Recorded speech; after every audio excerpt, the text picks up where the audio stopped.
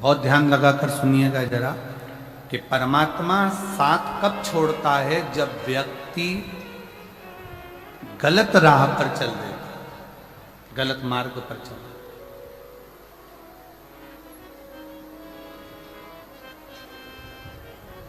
जब वो गलत मार्ग की ओर बढ़ता है, परमात्मा साथ छोड़ देता।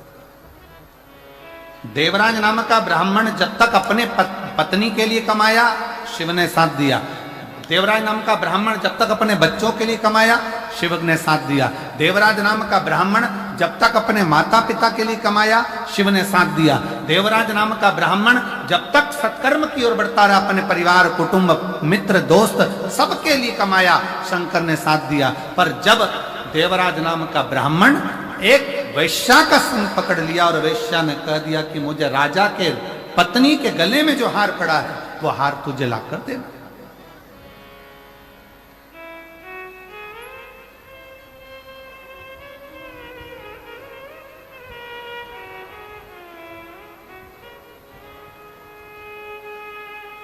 एक गलत स्त्री का संग। और हमने पहले भी कथा में कहा है, ध्यान लगाकर सुनिएंगे तो स्मरण में रहेगा, पराया धन और पराई स्त्री। पराया धन और पराई स्त्री एक दिन व्यक्ति को बर्बाद कर देगी।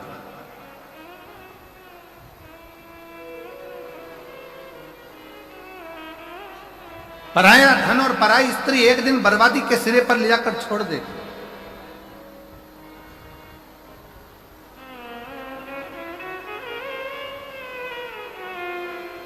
थोड़ा स्मरण में रखे, आपको स्मरण में रहिए। करोड़ों का किसी का धन पड़ा हो ना, किसी का वैभव पड़ा हो, करोड़ों की दौलत पड़ी हो ना, वो किसी काम की नहीं है। अगर आपकी है तो आप स्वीकार करिए।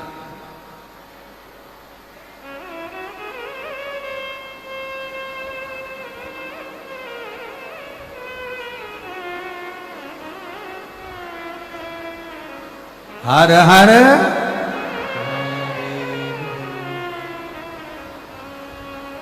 पराया धन और पराई स्त्री अगर स्पर्श मात्र भी हो जाए तो व्यक्ति को बर्बाद करा। माता के गर्भ से भी अगर किसी का जन्म हुआ है ना, तो हंसते हुए नहीं हुआ है, हंसते हुए नहीं हुआ है। माता के गर्भ से भी अगर किसी का जन्म हुआ है तो वो रोते हुए हुआ है। और स्वयं रामचरितमानस में तुलसी बाबा ने लिख दिया, माता कौशल्या जी राम जी का जब दर्शन करती हैं तो उसी समय पर कहती हैं, माता पुनि बोली सोमति डोली तजऊ ताते हरूपा की जय शिशुलीला अति प्रियशीला यह सुख परम अनुपा सुनि वचन सुजाना रोदन ठाना। इस संसार सागर में जन्म लिया है तो शिव महापुराण की कथा कहती है, रामचरितमानस कहती है कि संसार में जन्म लेने के बाद थोड़ा ना थोड़ा दुख तो आपकी जिंदगी में आएगा ही, थोड़ा ना थोड़ा दुख अपनी जिंदगी में आएगा ही। पर शिव पुराण की कथा एक बात और कहती है, अगर आपका लगन, आपकी मेहनत, आपकी कार्यशीलता और आपके कर्म की प्रबलता है तो दुनिया में कोई हरा नहीं सकता। आप आगे बढ़कर ही रहोगे और सफलता आपके पास में आएगी। बढ़ो।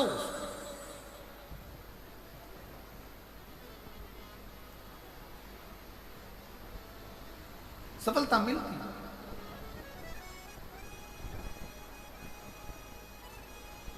और मेरे भोले तेरा सहारा है,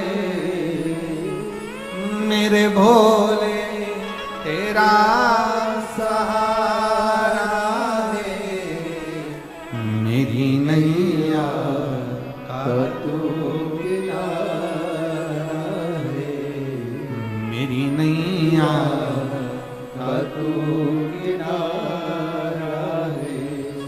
मेरे बाबा तुझे पुकारा है, मेरे बाबा तुझे पुकारा है, मेरी नैया जातु किनारा श्री शिवाय नमस्तुभ्यं श्री शिवाय नमस्तुभ्यं श्री शिवाय नमस्तुभ्यं श्री शिवाय नमस्तुभ्यं श्री शिवाय नमस्तुभ्यं भोला सब दुख काटो मारा ओ भोला सब दुख काटो मारा। कितना सुंदर कहा है कि डॉक्टर के पास में हड्डी या नस में जो अकड़ हो जाती है उसको समाप्त करने की दवा डॉक्टर के पास होती है।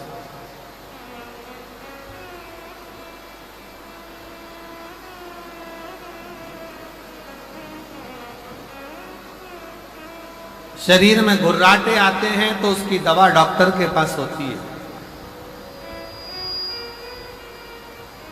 परशु महापुराण की कथा कहती है जब शरीर में अकड़ आई तो उसकी दवा डॉक्टर के पास है, घुर्राटे आए तो उसकी दवा डॉक्टर के पास है।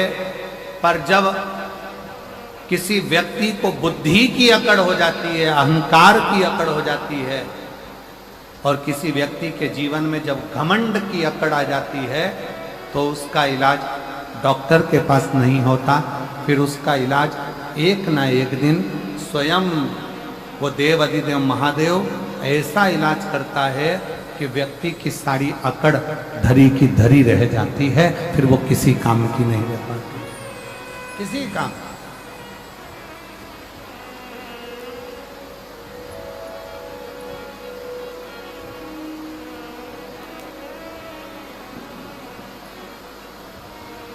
फिर वो किसी कर्म की नहीं, वो किसी काम की। शिव कथा कर रही है, भगवान शंकर का चरित्र कर रहा है। भगवान को पाने के लिए बहुत सारी दौलत या संपदा या धन या वैभव या सत्ता की जरूरत नहीं होती। कोई तुमसे कहे भगवान को 56 भोग लगाओ तो भगवान को 56 भोग की भी जरूरत नहीं होती। जो दुनिया के लोगों का पेट 10,000 ब्राह्मण का पेट आधा चावल का दाना झूठा द्रौपदी के घर का खा लेता है और 10,000 ब्राह्मणों का पेट भर देता है, 10,000 ब्राह्मणों का उदर भर देता है। जरा विचार करिएगा, उसको तुम्हारे 56 भोग की जरूरत नहीं। कोई कहे कि भगवान को पीतांबर दे दो, भगवान को अंबर दे दो, भगवान को वस्त्र दे दो, भगवान प्रसन्न हो जाएंगे। जो एक उंगली उठाकर द्रौपदी को 9,999 वस्त्र दे सकता है, उसको तुम्हारे वस्त्र की भी जरूरत नहीं। और जो स्वयं रत्नाकर का जमाई हो, समुद्र का जो दामाद हो, जिसके चरणों में स्वयं लक्ष्मी विराजमान हो, उसको तुम्हारी संपदा, तुम्हारे रतन, तुम्हारे माणिक, तुम्हारी मोती, तुम्हारी औषधि की भी जरूरत नहीं। फिर उसको चाहिए क्या? ना उसे तुमसे वस्त्र चाहिए, ना आभूषण चाहिए, ना रतन चाहिए, ना माणिक मोती चाहिए। ये जो दुनिया के लोग हैं ना, जो भगवान को बदनाम करते हैं ना, वो हमेशा एक ही बात करते हैं, तुम्हारे भगवान को तो ये चाहिए, तुम्हारे भगवान को तो 56 भोग चाहिए, तुम्हारे भगवान को तो पीतांबर चाहिए, तुम्हारे भगवान को तो अंबर चाहिए, तुम्हारे भगवान को तो ये चाहिए। जो सनातन धर्म पर आक्षेप लगाने वाले होते हैं, हिंदू धर्म पर आक्षेप लगाने वाले होते हैं, वो हमेशा कहते हैं तुम्हारे भगवान को ये चाहिए, तुम्हारे भगवान को वो चाहिए। पर शिव महापुराण की कथा कहती है मेरे शंकर भगवान को, कहीं शिव पुराण में ये नहीं लिखा कि शंकर भगवान को तुम्हारा वस्त्र चाहिए या तुम्हारा आभूषण चाहिए या तुम्हारा रतन चाहिए या तुम्हारा माणिक चाहिए। शिव महापुराण में केवल एक चीज लिखी है कि भगवान शंकर को तुम्हारा मन, तुम्हारा दिल, तुम्हारा हृदय चाहिए। निर्मल मन सो मोहि पावा। तुम्हारा धन वैभव नहीं।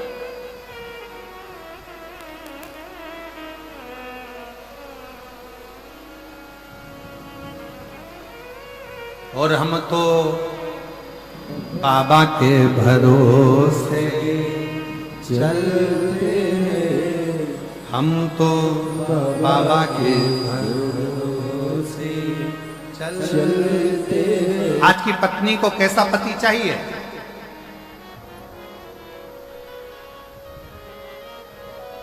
अब जिनको मिल गया वो तो जो मिला वही श्रेष्ठ है।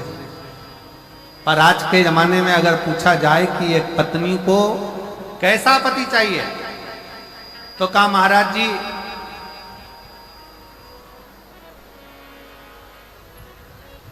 पर्स में माया हो, सुंदर काया हो।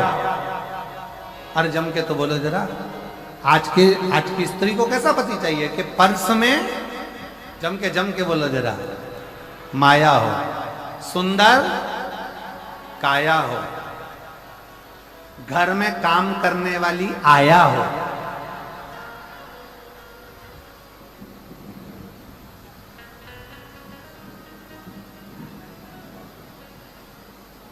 और पत्नी आवाज लगाए और पति चिल्लाकर बोले मैं आया। बस ये चार चीजें आज की पत्नी देखती है। पहले नंबर पर जम के बोलो, जेब में माया। दूसरे नंबर पर काया। तीसरे नंबर पर घर में काम करने वाली आया। और चौथे नंबर पर पत्नी बुलाए और पति के मैं आया। बस ऐसी पत्नी को पति चाहिए। पत्नी जब बोले तुमसे तुरंत कहाँ हो, और पति कह दे मैं आया। बस पत्नी को चाहिए क्या कि घर में काम वाली लगी हो, सुंदर काया हो, जेब में माया हो, और थोड़ी थोड़ी देर में कह दे मैं अब भी आया, मैं अब भी आया। तू चिंता मत कर, तू अभी रुक, मैं अब भी आया आया आया आया। ऐसा अब देखो जिनको मिल गए हैं, अब जिनको प्राप्त हो गए हैं, तो उनको तो सोचना ही नहीं चाहिए कि जेब में माया है कि नहीं। और अब वो बोल रहे हैं मैं आया कि नहीं आया, ये बोलने वाला भी नहीं कि वो तो कह दे तू अपना काम कर, मैं अपना काम करूं, तू अपने कर्म। शिव कथा कर रही, भगवान शंकर का चरित्र कर रहा है, शिव तत्व कर रहा है। भगवान को तुमसे कुछ नहीं चाहिए, ना धन, ना दौलत, ना संपदा, ना वैभव, ना सत्ता, कुछ नहीं। भगवान को तो केवल तुमसे एक ही चीज चाहिए, निर्मल मन सो मोहि पावा, और मोहि छल छिद्र कपट ना भावा। भगवान कहते हैं मुझे तुम्हारा नूतन हृदय चाहिए, निर्मल, केवल हृदय, और वो भी निर्मल।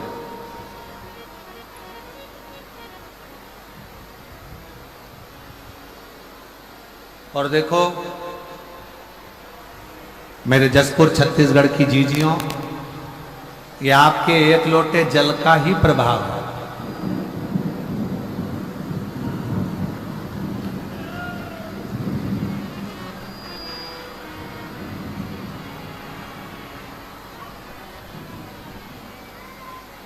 अच्छा बोलो, ईमानदारी से बोलो रे जसपुर वालों, आप इतने बड़े मेरे मदेश्वर महादेव का अभिषेक कर सकते थे क्या? जम के बोलो जरा, जम के। नहीं। और आज कथा चालू हुई है तो भगवान तो स्नान कर कर आराम से नहा धोकर फिर बैठेंगे ना, तो भगवान शंकर ने अपनी व्यवस्था खूब कर दी। और ऐसे ही नहीं करिए नगाड़े बजा बजा के दे गराज, खूब जोर, और खुद तो नहाए, साथ में पूरे ग्राउंड में देख लो जरा, पूरा ग्राउंड भरा पड़ा हुआ है जल ही जल से।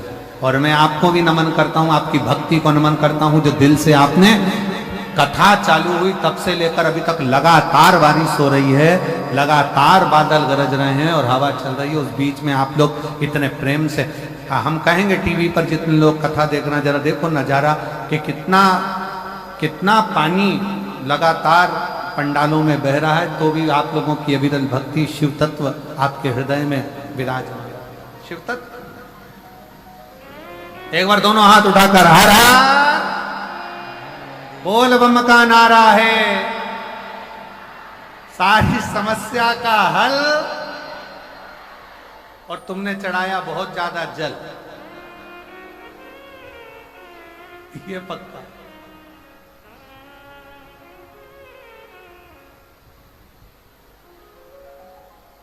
शिव कथा कर रही है भगवान शंकर का चरित्र। आगे वर्णन आया, एक बिंदुक नाम का ब्राह्मण था जिसकी धर्म पत्नी का नाम चंचुला।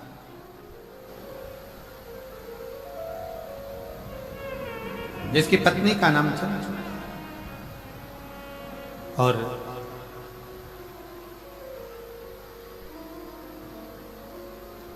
बिंदुक भी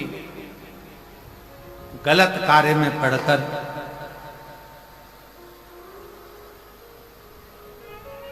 पानी में डूबकर मर गया, प्राण छूट गया। चंचुला देवी को लगा पति चले गया, बड़ी दुखी हो गई, बड़ी। गांव के लोगों से पूछा कहां जा रहे हो? कहा काशी जा रहे हैं। चंचुला देवी के मन में आया कि मुझे भी काशी जाना चाहिए। कभी नहीं गई, कभी।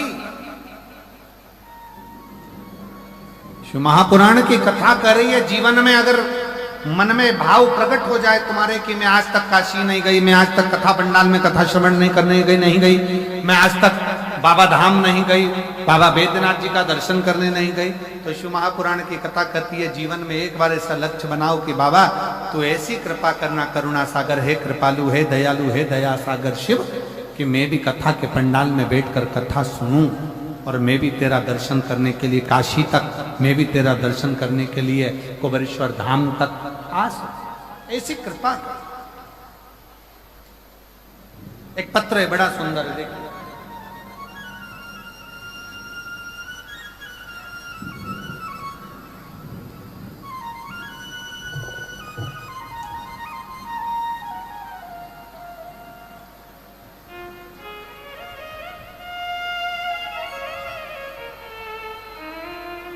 गुरुजी,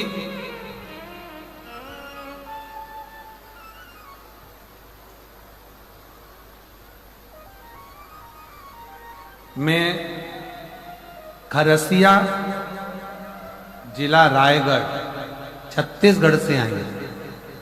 कहीं बैठी हूं। दो पत्र हैं, बड़े अच्छे अच्छे पत्र। किसी ने एक पत्र तो एक बहन ने लिखा,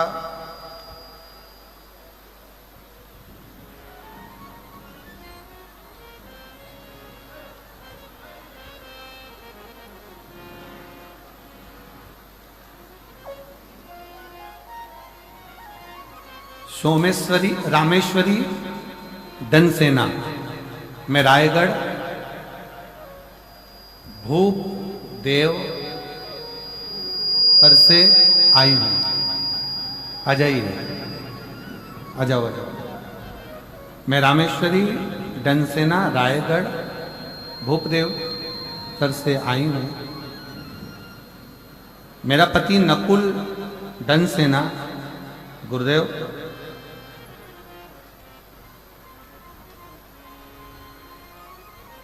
दो 2023 में मेरे पति को तकलीफ हुई।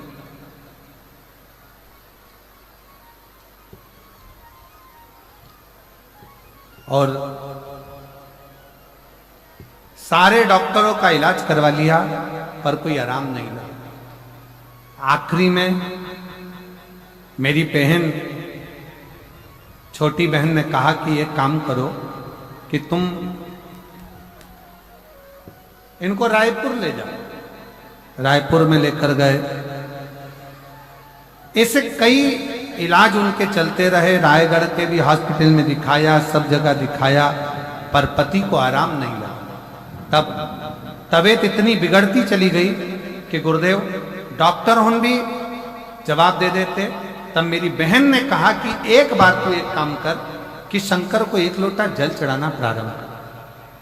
मैं नहीं जानती थी कि शिव को जल चढ़ाने का क्या लाभ है। शिव जी को जल चढ़ाना प्रारंभ करा, जल लाती, पिला देती। आज बाबा को धन्यवाद देने के लिए आई हूं, जहां डॉक्टरों ने हाथ ऊंचे कर दिए थे, आज मेरे बाबा ने मेरे पति को पूर्ण तरह से स्वस्थ कर दिया है। मैं बाबा को प्रणाम करने के लिए यहां पर आई हूं। गुरुदेव शिव शिव है, मैं बाबा का क्या गुणगान करूं। बाबा को मैं प्रणाम करने के लिए, ये मेरा तीसरा पंडाल है जहां मैं मयाली जसपुर में कथा सुनने के लिए पहुंची। कहीं बैठी हो तो आ सकती हैं। और एक पत्र एक बहन ने लिखा है,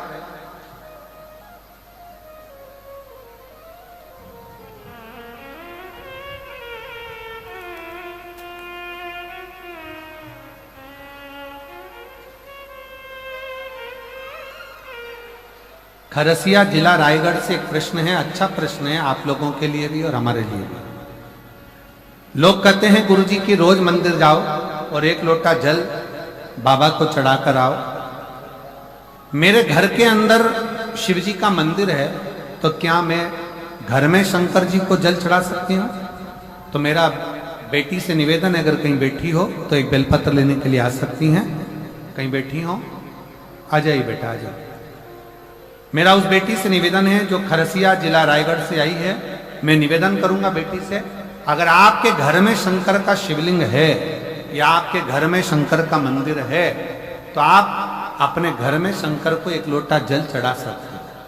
हमारे शिव महापुराण की कथा कहती है, बाबा को तो जहां बैठकर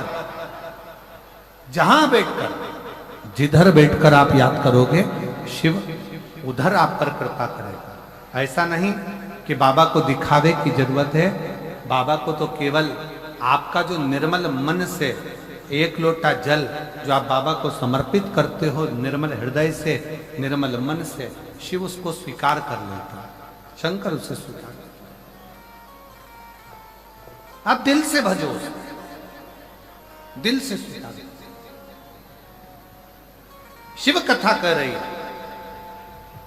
बिंदु के प्राण चले गए, चंचुला देवी ने बड़े भाव से काशी में जाकर कथा श्रवण करी और कथा सुनने का फल चंचुला देवी को यह मिला कि चंचुला के प्राण छूटकर चंचुला पार्वती जी की सहेली सखी। 3 स्थान शिवलिंग पर वर्णित है कि ये 3 स्थान का जब स्पर्श करते हैं तो आप कितने भी रोग से ग्रसित क्यों ना हो, आप कितने भी रोग से घिरे क्यों ना हो, 3 स्थान का स्पर्श करने से आपको एक अलग से ऊर्जा प्राप्त होती है। और आपके शरीर में कितना भी कंपन हो रहा हो, कितनी भी कमजोरी हो रही हो, कितना भी दर्द हो रहा हो, कितना भी कष्ट हो रहा हो, 3 स्थान शिवालय में शिवलिंग के जगह पर बताए गए हैं। उन स्थानों का स्पर्श करने से शरीर में एक ऊर्जा आती है, शरीर में एक बल उत्पन्न होता है, एक ऊर्जा आती है। शरीर के अंतर्गत एक ऊर्जा का संचार होता रहता है। अब उस शिवलिंग को अपन समझे, सभी लोग जरा स्मरण करेंगे। शिवलिंग के अंतर्गत 3 स्थान ऐसे बताए गए हैं जो हमारे को एक बल देते हैं, हमारे भीतर की ऊर्जा उत्पन्न करते हैं। हमारे अंदर कितनी भी कमजोरी होगी, अगर आपने वो 3 स्थान पर हाथ का स्पर्श कर कर पंचाक्षर मंत्र नमः शिवाय या षडाक्षर मंत्र ओम नमः शिवाय या श्री शिवाय नमस्तुभ्यम का स्मरण किया है, तो वो स्थान का स्पर्श करते ही आपके अंदर एक ऊर्जा, एक एनर्जी, एक बल आपके अंतर्गत आता चले जाएगा, एक ऊर्जा आपके अंतर्गत आती चली जाएगी। 3 स्थान, पहला जो ये जलाधारी बनी हुई है, ये जो गोल जो भाग आता है, जलाधारी में जो भी गोल भाग है वो गोल भाग का हाथ से स्पर्श करना, अर्थात जो माता जी का हस्त कमल है पार्वती जी का, वो जो गोल जलाधारी है जिस पे शिवलिंग रखा हुआ है, वो गोल जला, ये जो चरण है जहां से पानी बहकर जाता है उस स्थान पर नहीं, जहां गोल भाग है उस गोल भाग पर अपने सीधे हाथ का स्पर्श करना और श्री शिवाय नमस्तुभ्यम का जाप या पंचाक्षर मंत्र या षडाक्षर मंत्र ओम नमः शिवाय का जाप करना, पहला। दूसरा स्थान, जहां से पानी बहकर जा रहा है उस स्थान का पानी जहां से बहकर नीचे गिरता है वो भाग पर अपने हाथ का स्पर्श, जहां से पानी बहकर नीचे गिरता है, जो जल आप चढ़ाते हो वो जल बहकर जो नीचे की ओर जाता है उसका स्पर्श, और पंचाक्षर या षडाक्षर या श्री शिवाय नमस्तुभ्यम मंत्र का जाप। फिर तीसरा स्थान बताया कि शिवलिंग में किसी भी स्थान पर अपनी हथेली का स्पर्श, केवल हथेली का स्पर्श, उसमें उंगलियों का स्पर्श नहीं, केवल हथेली का स्पर्श, और पंचाक्षर या षडाक्षर या श्री शिवाय नमस्तुभ्यम मंत्र का जाप। ये 3 स्थान ऐसे बताए हैं कि आपके शरीर में अगर बिल्कुल भी इतनी एनर्जी नहीं है कि आप 2 कदम चल सकते हैं, तो शंकर के मंदिर में, शिवालय में जाकर ये 3 स्थान का स्पर्श करिए। मंदिर से जब आप बाहर निकलेंगे तो खुद के बल पर निकलेंगे, कोई आपको उठाने के लिए जरूरत नहीं है। आप स्वयं के बल पर निकल सकते हैं, स्वयं के बल पर आगे बढ़ सकते, स्वयं के बल पर अग्रणी हो सकते, स्वयं के बल पर आप आगे निकल सकते। 3 स्थान है जहां व्यक्ति के जीवन के दुख, तकलीफ, रोग, कष्ट अपने आप नष्ट होते चले जाते हैं। तो पहला जो स्थान है वो पार्वती जी का स्थान हस्तकमल, दूसरा कार्तिकेय और गणेश के मध्य में जो अशोक सुंदरी है और कार्तिक गणेश बैठे वहां से जो पानी नीचे की ओर आता है वो स्थान, और तीसरा अपनी हथेली का, शिवलिंग का कोई भी स्थान जहां अपनी हथेली का स्पर्श हो जाए वो स्थान। ये 3 जगह हमें बल देती है, हमें ऊर्जा देती है, हमें एनर्जी देती है।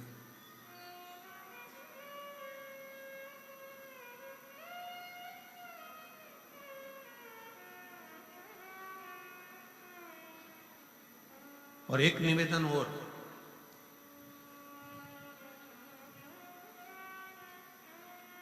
आप यदि कोई कार्य के लिए निकल रहे हो, कोई कार्य करने के लिए जा रहे हो और आपका मन उस कार्य में डामाडोल हो रहा है, ये होगा कि नहीं होगा, सफलता मिलेगी कि नहीं मिलेगी, मैं कोर्ट में जा रहा हूँ या पैसी पर जा रहा हूँ, या कोई जमीन का लफड़ा है या कोई प्रॉब्लम है, इसमें सफलता मिलेगी कि नहीं मिलेगी। जब आपके 2 मन, और ऐसा तो संसार में कोई जन्मा ही नहीं जिसके 2 मन ना हो। घर से कथा सुनने निकलते हो तो 2 मन हो जाते हैं, आज पीली साड़ी पहन के जाऊं कि नीली पहन कर जाऊं, 2 मन जब भी हो जाते हैं। भोजन करने बैठते हो तो भी 2 मन हो जाते हैं, दाल खाऊं कि गोभी की सब्जी से पहला टुकड़ा खाऊं। रोटी का पहला टुकड़ा जब तोड़ने का नंबर आता है तो सोच में आता है कि इससे खाऊं कि इससे खाऊं कि इससे खाऊं। 2 मन तो वहां पर भी है। किसी के यहाँ शादी में गए, किसी के यहाँ शादी में पहुंचे और शादी में पहुंचकर वहां बहुत सारे स्टॉल लगे हैं, खाने की बहुत सारी व्यवस्था करी गई है। फिर 2 मन हो जाते हैं कि मैं पहले चाउमीन खाऊं कि पानी पतासा खाऊं, गोलगप्पा खाऊं कि छम्मक लड्डू खाऊं, कि मैं जलेबी खाऊं कि क्या प्रसाद। मन 2 हर जगह।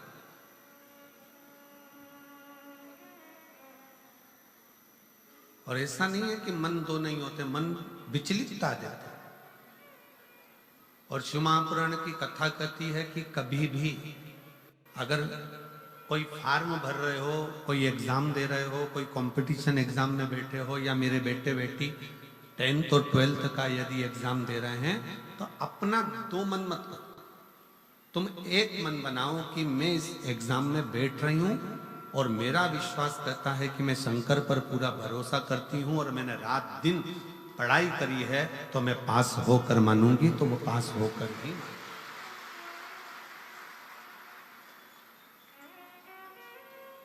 जहां मन विचलित हो जाता है, जहां मन दो हो जाते हैं, फिर वहां थोड़ा सा भ्रम उत्पन्न हो जाता है,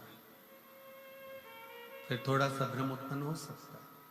पर जब आपने एक विचार कर लिया कि मुझे सफलता मिलेगी, तो ये निश्चित है कि दुनिया में कोई ऐसा पैदा नहीं हुआ कि आपकी सफलता को रोक दे, आप आगे बढ़कर ही रहो। और एक निवेदन और है, मान लो किसी कारणवश सफलता नहीं मिली और आप सफल नहीं हुए, तो चिंता मत करना, चिंता करने की जरूरत नहीं है। एक बार अगर एग्जाम दिया, एक बार अगर अपन फील्ड में उतरे और एक बार में सफलता नहीं मिली, तो चिंता मत करो, ये मत सोचो कि पीछे हट गए। शिव महापुराण की कथा में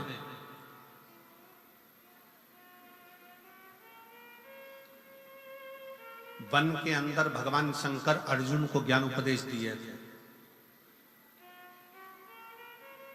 जिस समय पर एक सुअर, जंगली सुअर भागता जा रहा था, और उस समय पर जब बाण छोड़ा गया था, तब भगवान शंकर ने अर्जुन को उपदेश दिया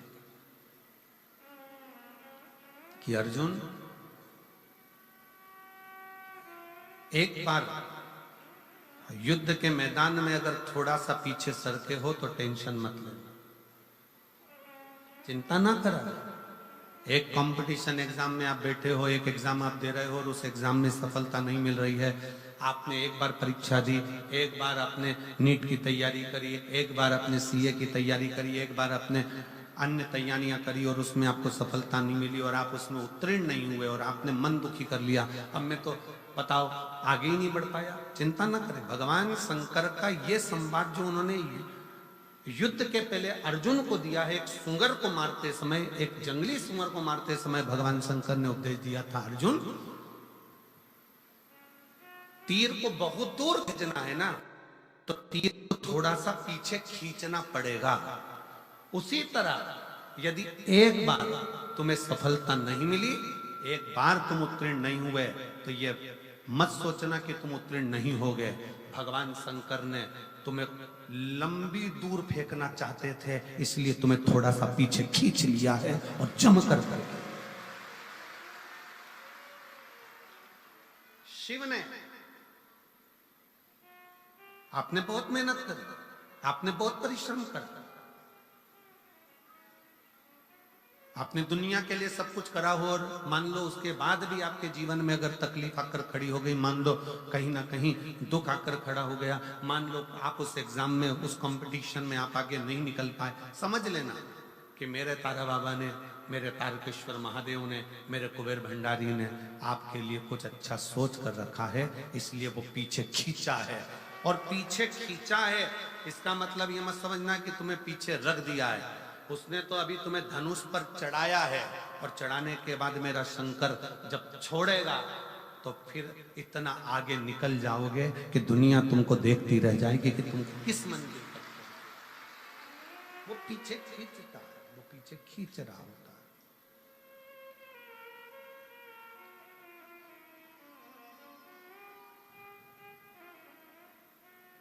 खूब मेहनत करो, खूब परिश्रम करो, खूब अच्छी लगन से कार्य करो, और जितनी मेहनत से कर सकते हो उतनी मेहनत से करो।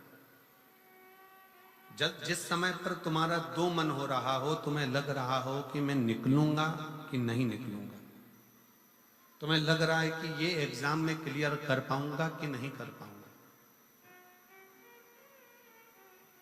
मैं पहुंचूंगा कि नहीं पहुंचूंगा, तो यही तीन स्थान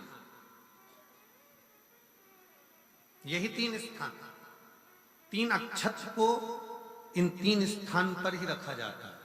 जो तीन स्थान अभी आपको बताए हैं, एक माता पार्वती जी का गोल स्थान हस्तकमल स्थान, दूसरा जहां से पानी बहकर नीचे की ओर जा रहा है उसी विराम स्थल पर, और तीसरा शंकर भगवान के शिवलिंग पर। ये तीन स्थान तीन अक्षत से पूर्ति कर दे।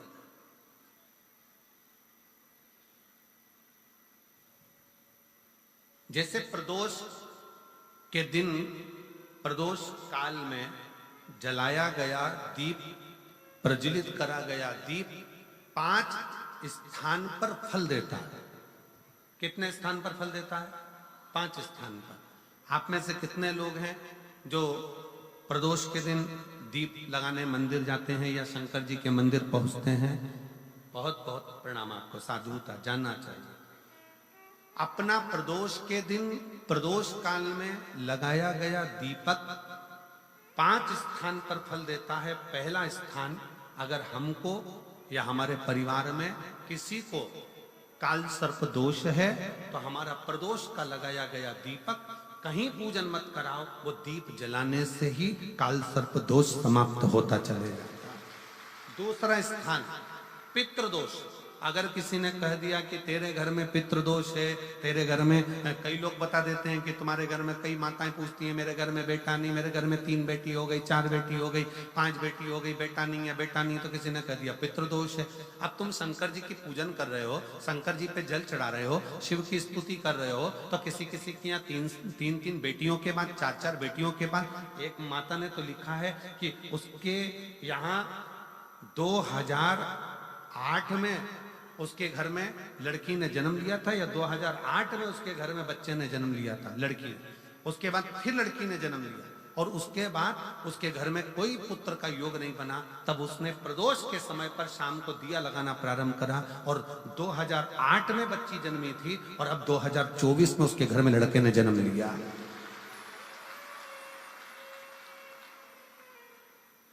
दो 2024 में उसके घर में पुत्र ने जन्म लिया। वो बेटी होगी यहाँ पर कहीं ना कहीं, जिसके घर में बेटे।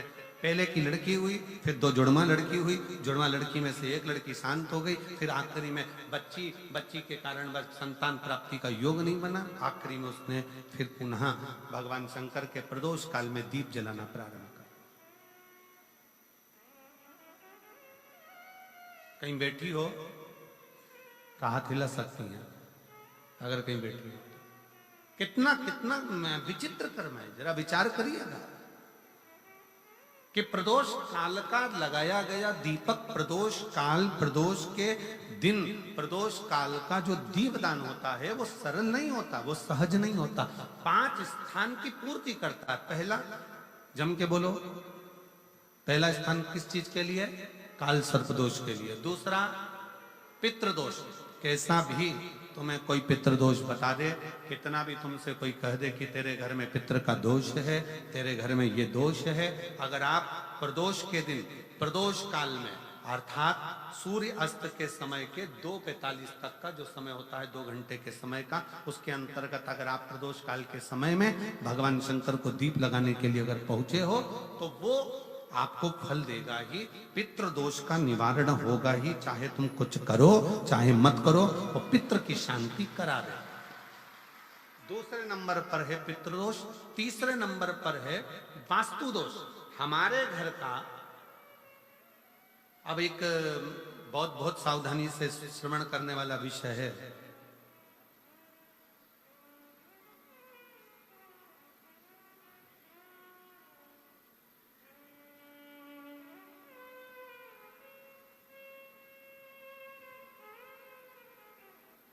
यदि वंश की वृद्धि नहीं है, 30 वर्ष शादी के हो गए, 40 वर्ष शादी के हो गए और औलाद है ही नहीं, डॉक्टर ने भी हाथ नीचे कर दिया, टेस्ट पे भी करवाया, IVF करवाया, सब कुछ तुमने करवा लिया, तो भी औलाद नहीं है, तब आखिरी में एक काम चालू करो। प्रदोष का दिन दोनों पति पत्नी व्रत चालू कर दो प्रदोष का, और प्रदोष काल में शाम के समय जाकर एक ही दिए में 2 लंबी बाती जानते हो ना, रुई की लंबी कपास की बाती 2, और दोनों बाती एक ही दिए में रखकर पति पत्नी दोनों उसको प्रज्वलित करना प्रारंभ करें, बाबा संतान देकर ही रहेगा, औलाद आएगी ही। दीप की जो बाती में अंतर आ जाता है, एक गोल बाती में और लंबी बाती में अंतर आता है, बहुत अंतर आता है। पितरों के लिए गोल बाती का प्रयोग बहुत कम होता है हमारा, देवी जी के लिए, माता रानी के लिए, जगत जननी के लिए गोल बाती का प्रयोग बहुत कम होता है हमारा, ध्यान रखिएगा। एक पित्र के लिए, एक जगत जननी जगदम्बा दुर्गा भवानी के लिए गोल बाती का प्रयोग कम होता है, लंबी बाती का प्रयोग ज्यादा होता है। क्यों? क्योंकि हमारे घर के कुल देवी और हमारे घर के पितर हमारे वंश की वृद्धि करें, इसलिए लंबी बाती रखी जाती है, जिससे हमारा वंश बहुत लंबा चले, बहुत उन्नति की ओर बढ़े, इसलिए लंबी बाती का प्रयोग किया। शिव महापुराण की कथा कहती है 5 जगह पर हमारा जलाया गया एक दीप जो प्रदोष के दिन प्रदोष काल में लगाया जाता है, 5 जगह पर भारी पड़ता है। पहले नंबर पर जम के बोलते जाओ, काल सर्प दोष। दूसरे नंबर पर पितृ दोष। तीसरे नंबर पर घर का वास्तु दोष। हमारे घर में कितना भी वास्तु दोष है, कोई ने कह दिया यहाँ बाथरूम नहीं बनना थी, यहाँ पर शौचालय नहीं बनना था, यहाँ सीढ़ी नहीं बनना थी, वो सीढ़ी वहां बनना थी, ये सीढ़ी वहां बनना थी। तुम पूरा घर तोड़वा के देख लो, उसके बाद में जैसा वास्तु वाले हैं वैसा करा कर देख लो, उसके बाद भी तुमको शांति नहीं मिले तो समझ लेना कि तुम्हारे घर में अब वास्तु दोष तो तुमने दिखाकर समाप्त कर लिया, फिर भी वो समाप्त नहीं हो रहा, तो प्रदोष काल का लगाया गया प्रदोष के समय का दिया आखिरी में वास्तु दोष को भी समाप्त कर देता है और उसमें भी फल प्रदान करता है। काल सर्प दोष, पितृदोष, वास्तु दोष।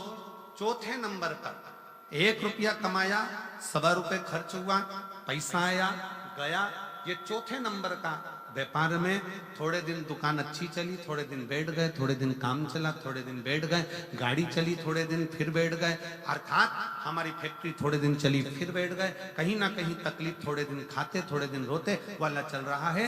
तो प्रदोष काल का, प्रदोष के समय का दिया इस दुख को समाप्त कर कर रेगुलर एक जैसी सांझी, एक जैसी लक्ष्मी की वृद्धि करते चले गए, प्रदोष काल का। और 5वें नंबर का प्रदोष काल का दिया, प्रदोष समय का दिया 5वें नंबर पर रोग का निवारण कर, रोग निवारण।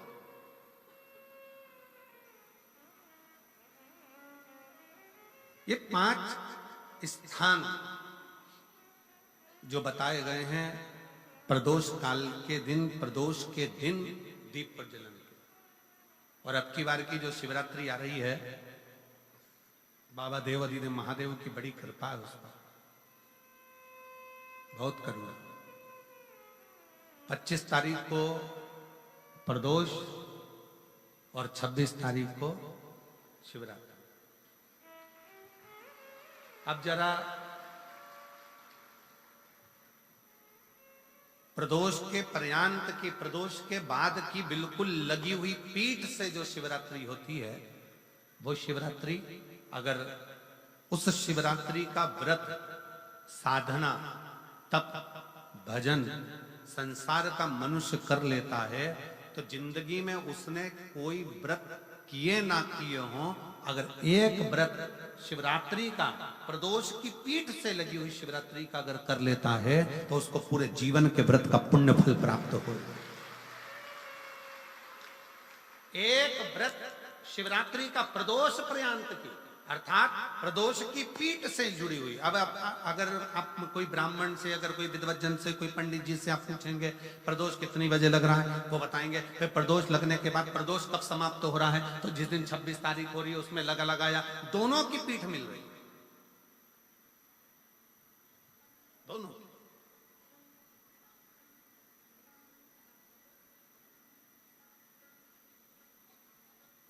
करो व्रत।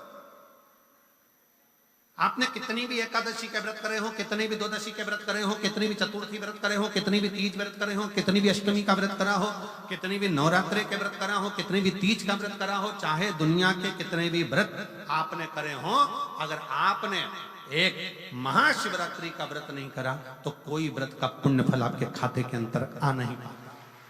शिवरात्रि के व्रत की इतनी मूलता है। पर एक निवेदन है, अगर कोई बुजुर्ग है, कोई बीमार है, कोई बूढ़ा व्यक्ति है, बहुत बीमार है, तो उसको निवेदन है आप व्रत ये नहीं कि 24 घंटे का करो, आप व्रत 2 घंटे का कर लो, 1.5 घंटे का कर लो, 1 घंटे का कर लो, 15 मिनट का करो।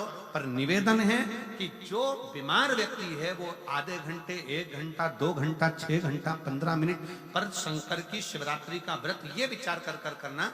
बहू बेटा नाते रिश्ते सबको कह देना। कोई बीमार व्यक्ति है ना, वो भी कह दे कि देख बेटा मेरा व्रत है, तो घर के लोग कहेंगे पापा आपकी तबीयत खराब, मम्मी आपकी तबीयत खराब, दादी आपकी तबीयत खराब, आप व्रत कैसे कर रही हो, बच्चे की व्रत बच्चा कैसे व्रत कर रहा है, तो कह देना मेरा 2 घंटे का व्रत है, 2 घंटे मैं बाबा का नाम लेकर जल चढ़ाकर जल का आचमन कर कर मेरे बाबा की भक्ति कर लूं 2 घंटे की, मेरा व्रत पूर्ण हो जाएगा। मैं व्रत कर रहा हूं,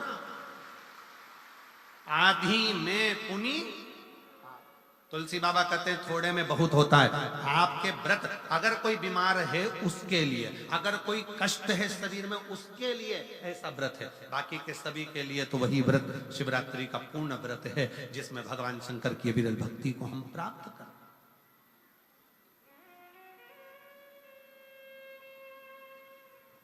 और शंभो शरणे मांगू घड़ी रे घड़ी, दुख काटू दया करीन दर्शन। ओ शंभु शरण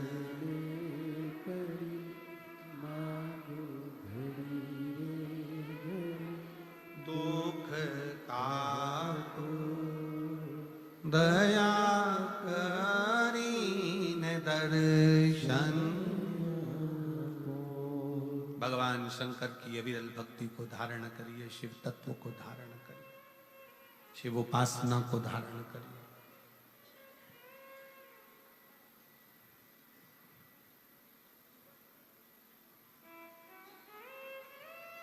महाशिवरात्रि 26 फरवरी की है, 26 फरवरी। और प्रदोष कब का है? जम के बोलो जरा। 25 फरवरी।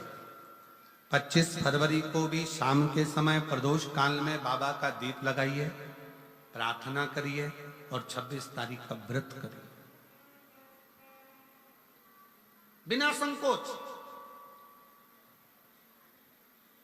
और जिसके घर में शंकर भगवान के व्रत के लिए अगर झगड़ा हो रहा है तो निवेदन है व्रत बिल्कुल मत करिए।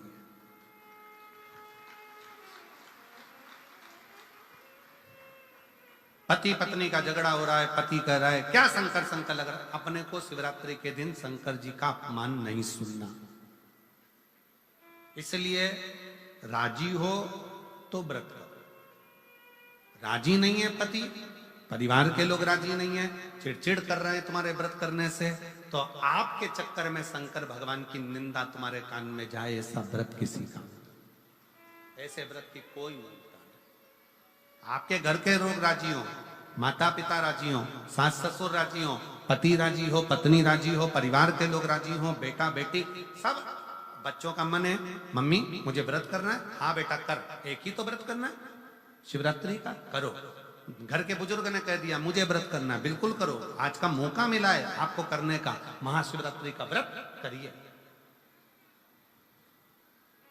पर घर के अंदर अगर तुम्हारे व्रत करने से झगड़ा हो रहा है, काय को व्रत कर लिया, क्या होता है शंकर जी का व्रत करने से, क्या होगा शंकर जी का तप करने से, जबरदस्ती वो सीहोर वाले महाराज के चक्कर में पड़ी हो, क्या होगा शिवरात्रि व्रत से, क्या होगा शंकर जी को जल चढ़ाने से, तो उससे अच्छा है अपने घर में बैठो, श्री शिवाय नमस्तुभ्यं, श्री शिवाय नमस्तुभ्यं, श्री शिवाय नमस्तुभ्यं, श्री शिवाय नमस्तुभ्यं, श्री शिवाय नमस्तुभ्यं, श्री शिवाय नमस्तुभ्यं। घर में बैठकर भगवान शंकर का गुणगान करो।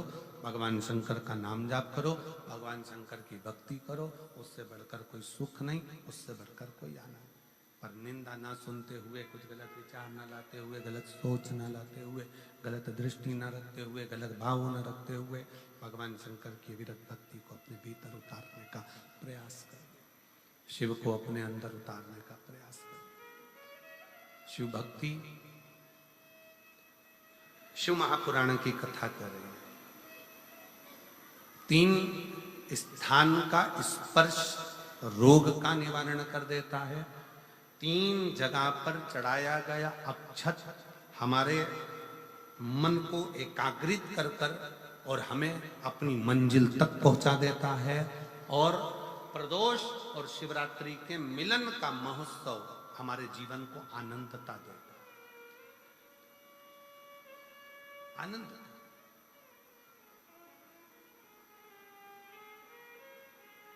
क्या सुख है। आपके यहाँ तो सिरसा वालों को तो बड़ी बड़ी बधाइयां हम दें कि सिरसा की पवित्र भूमि पर तारकेश्वर महादेव विराजमान है। कम से कम 1 लोटा चढ़ाने के लिए, जल के लिए आप हृदय से पहुंच तो जाते हो। यहाँ तारकेश्वर महादेव विराजमान है। तारकेश्वर महादेव बेटे, आवाज सेठ नहीं है, गला पकड़ रहा है, सेठ करिए उसको। तारकेश्वर महादेव जी यहाँ विराजमान है। भगवान शंकर स्वयं विराजित। शिव शिव, शंकर शंकर। मैं माननीय गोपाल जी कांडा जी से कहूंगा, गोपाल जी जैसे भक्त यहां बैठकर कथा को सुन रहे हैं, कुबेरेश्वर धाम पर आज से शिव भक्त पहुंचना चालू हो गए। और जिसमें 26-25 तारीख से कार्यक्रम है। 25 तारीख से रुद्राक्ष महोत्सव, 25 फरवरी से चालू होगा। पर लोगों का विश्वास ऐसा होता है, जैसे इस पवित्र प्रांगण में आप लोग बैठे हो। कल हम देख रहे थे कि गोविंद जी उधर जहां राम जी की मूर्ति है, राम बगीची जहां बनी है, कल हम देख रहे थे कि 9 पंडाल, 6 पंडाल तो पहले लग चुके हैं। ये सारे पंडाल अगर पूरे तारा बाबा की कुटिया में गिने जाएं तो 6 पंडाल तारा बाबा की कुटिया में कथा से भर चुके हैं। और 3 पंडाल कल और बनाए गए। ऐसे मिला के 9 पंडाल तारा बाबा की कुटिया में लगा। कल गोविंद जी मां खड़े होकर पंडाल बनवा रहे थे, आगे रहकर सदगुरु वो विचार करवा रहे थे बैठने के लिए। विचार कर,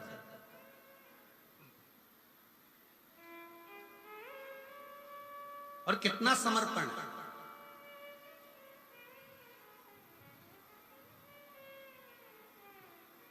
गोपाल जी, हम इतनी कथाएं करते हैं, साल भर कथाओं का क्रम रहता है। सूरत कथा करी, उसके दूसरे दिन साकरी कथा हो गई, साकरी के दूसरे दिन छत्तीसगढ़ कथा हो गई, छत्तीसगढ़ कथा के बाद दूसरे दिन प्रयागराज कथा हो गई, प्रयागराज के दूसरे दिन सिरसा कथा हो गई, सिरसा के दूसरे दिन सीहोर कथा हो जाएगी, सीहोर के दूसरे दिन भटिंडा पंजाब कथा हो जाएगी, भटिंडा पंजाब के दूसरे दिन फिर महाराष्ट्र कथा हो। कथा रोज चलती।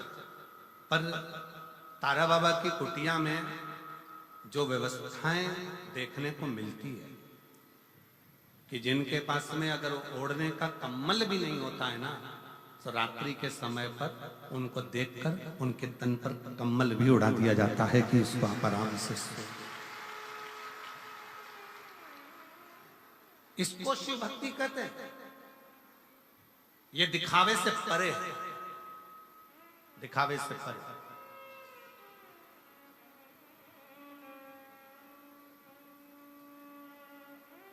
इसी को शिव तत्व कहते हैं, इसी को शिव।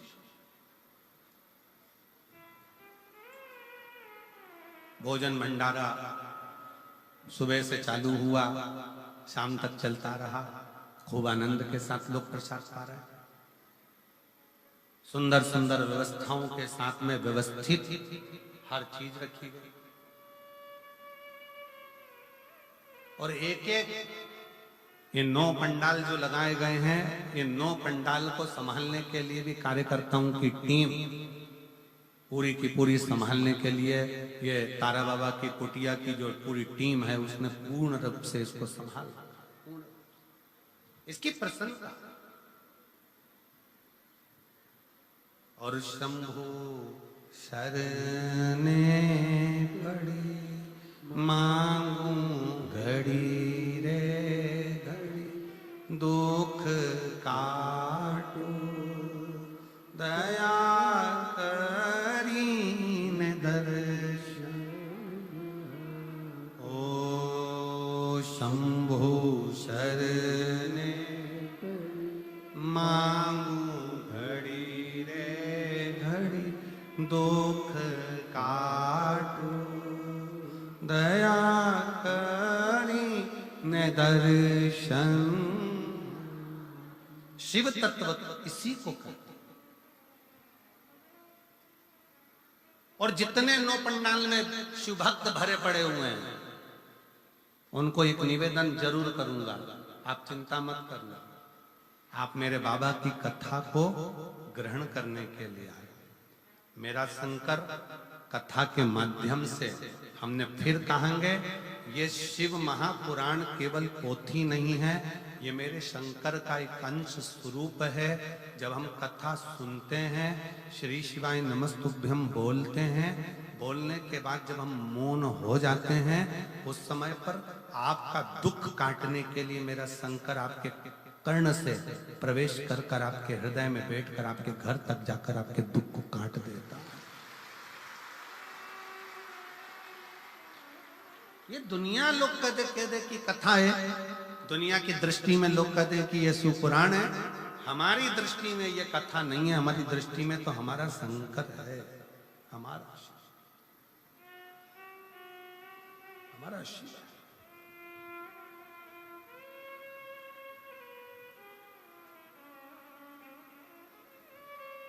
शिव शिव है। और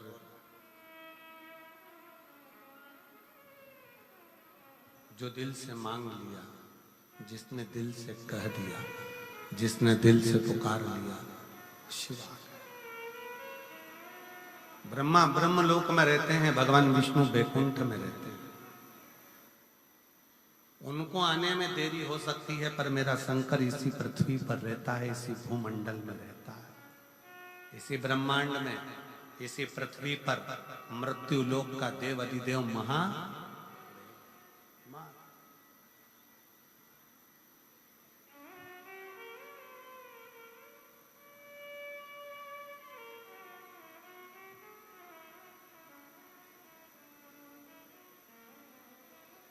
गोपाल जी, लोग कहते हैं गुरुजी आप वहां कैलाश मानसरोवर की यात्रा करे हो कि नहीं करे हो? आप कभी कैलाश गए हो? हम नहीं, महाराज जी हम नहीं गए।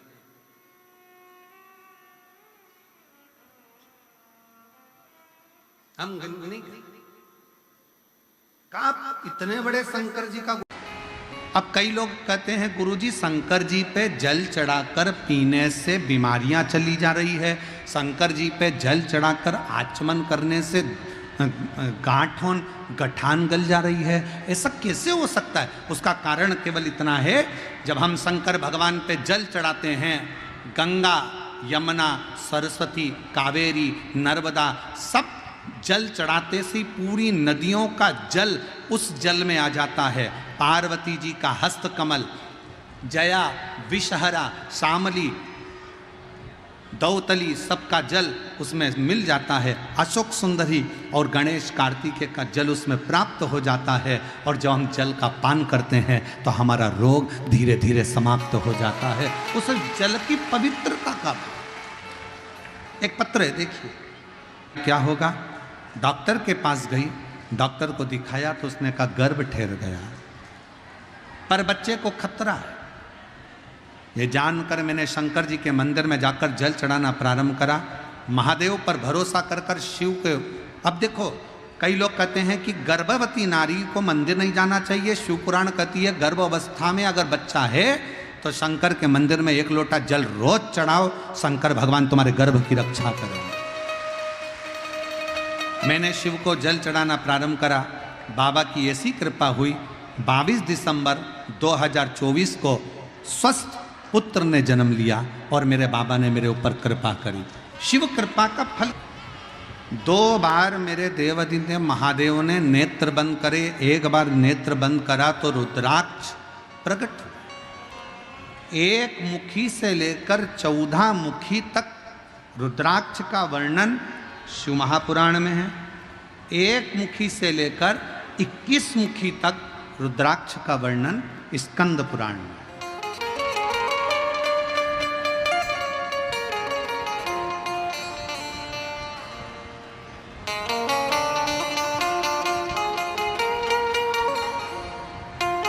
अब उस रुद्राक्ष में ऐसा क्या है?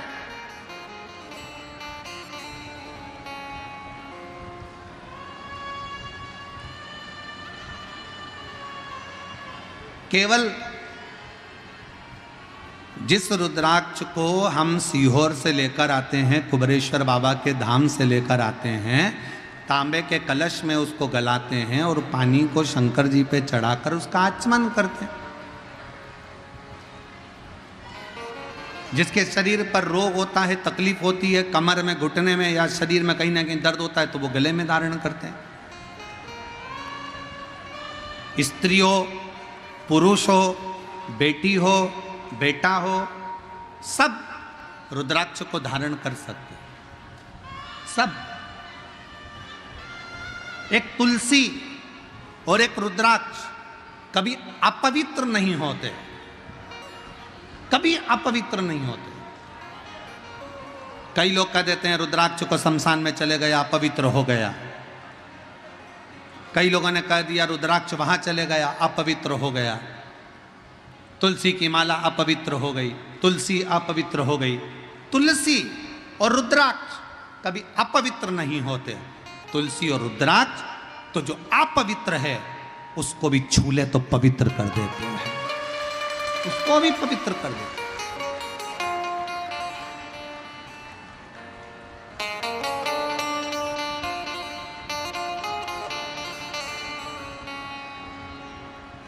सीहोर में जिस रुद्राक्ष को आप लोग लेकर आते हो, वहां से झोली पसार कर, मांग कर, कंकर शंकर की भूमि पर पहुंचकर रात्रि विश्राम कर कर सुबह बाबा से जल चढ़ाकर प्रार्थना कर कर रोग मुक्ति के लिए लोग, शरीर कष्ट से निवारण के लिए लोग रुद्राक्ष लेकर आते हैं। रुद्राक्ष। कई लोग कहते हैं गुरुजी रुद्राक्ष तो नेपाल में भी बहुत है, काशी में भी बहुत है, सारी दुनिया में रुद्राक्ष है, पर सीहोर का रुद्राक्ष ही इतना बल क्यों रखता है, इतना प्रबल क्यों होता है? हम कहेंगे सीहोर का रुद्राक्ष आपको जो दिया जाता है उसको गंडकी रुद्राक्ष कहते हैं। जब बाबा धाम में वो पहुंचता है, कुबरेश्वर धाम में, उस रुद्राक्ष के एक मुखी से लेकर 21 मुखी तक जो मंत्र शिव महापुराण की कथा में, स्कंद पुराण में जो वर्णन किए जाते हैं, उन मंत्रों के द्वारा उन रुद्राक्षों को शिवरात्रि के समय पर जो रुद्राक्ष महोत्सव होता है उस समय पर उसको बाबा के उन मंत्रों को अभिजीत कराया जाता है, अभिमंत्रित किया जाता है। और फिर उन रुद्राक्ष को कहीं अभिमंत्रित करने की जरूरत नहीं पड़ती, सीधे आपने कुबरेश्वर धाम से लेकर निकले और वहीं से आप उसका प्रयोग करना प्रारंभ कर सकते हो, वहीं से उसको धारण कर सकते, करना चाहिए। 2 बार भगवान ने नेत्र बंद करे, एक बार बंद करे भगवान ने नेत्र तो रुद्राक्ष उत्पन्न हुआ, दूसरी बार भगवान ने नेत्र बंद करे तो अंधकासुर उत्पन्न हुआ। अंधकासुर जैसे ही जन्मा, अंधकासुर जैसे ही पैदा हुआ, अंधकासुर को गोदी में लिया और अंधकासुर को गोदी में लेकर माँ पार्वती जी ने उसको गोदी में लेकर कहा कि ये मेरा पुत्र है, ये मेरा पुत्र है। और शंभु शरणे पड़ी मांगू घड़ी रे दुख का दया करीन दर्शन ओ शंभु शर मांगू घड़ी दुख का दया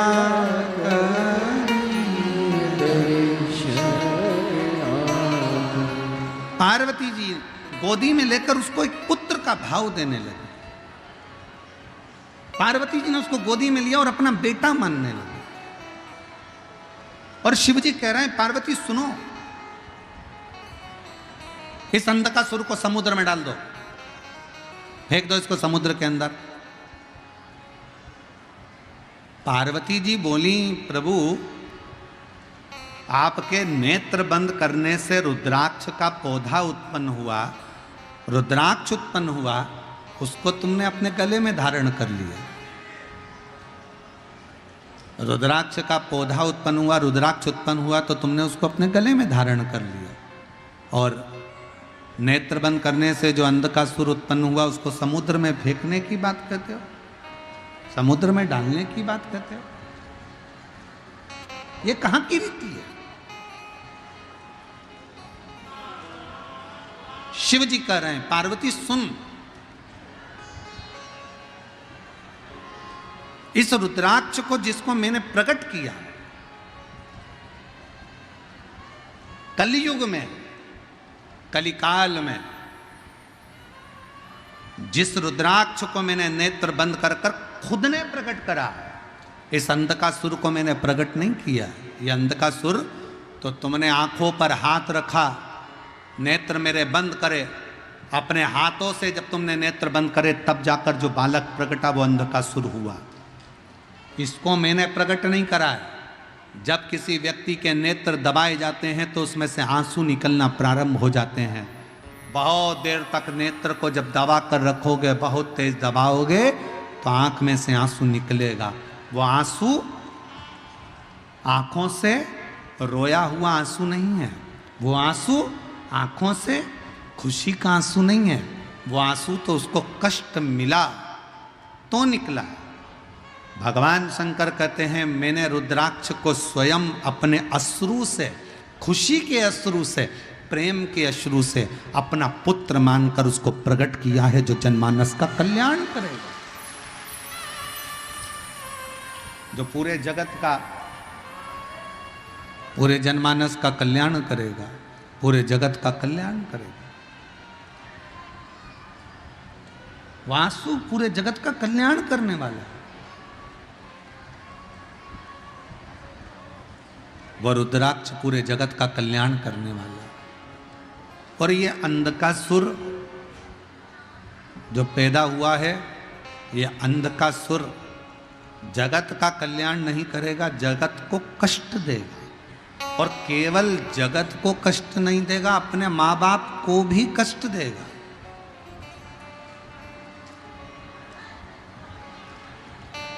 और सुनिए कथा, बिहार की जितनी मेरी जीजियां बैठी हैं और जितने मेरे जीजा बैठे हैं और जितनी मेरी बेटियां बैठी हैं, जितने मेरे भाई बैठे हैं, जितने मेरे पिता, जितनी मेरी माताएं बैठी है, भगवान शंकर से अगर औलाद मांगना, भगवान शंकर से अगर बच्चा मांगना, भगवान शंकर से अगर पुत्र मांगना, तो शंकर जी को पहला शब्द कहना, बाबा हमको औलाद ऐसी देना जो हमारे बुढ़ापे में हमारी सेवा कर ले, ऐसी मत देना कि हमें वृद्धाश्रम में ले जाकर छोड़ दे।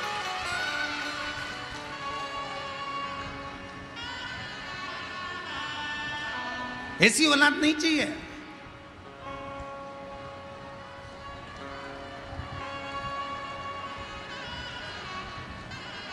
और आज कहने में संकोच नहीं होगा, बिहार की धरा से, बिहार की पवित्र भूमि से सिंहेश्वर महादेव के इस पावन चरणों में बैठकर एक बात कहना चाहूंगा।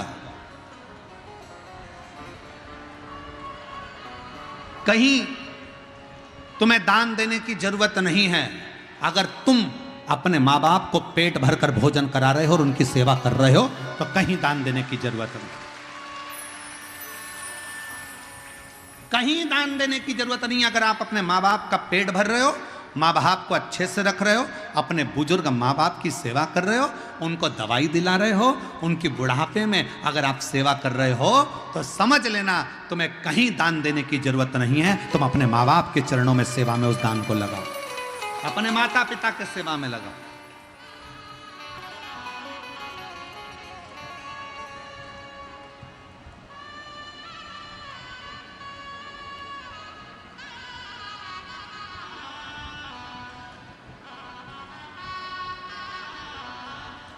पहले भारत की भूमि पर गौशालाएं थी क्या?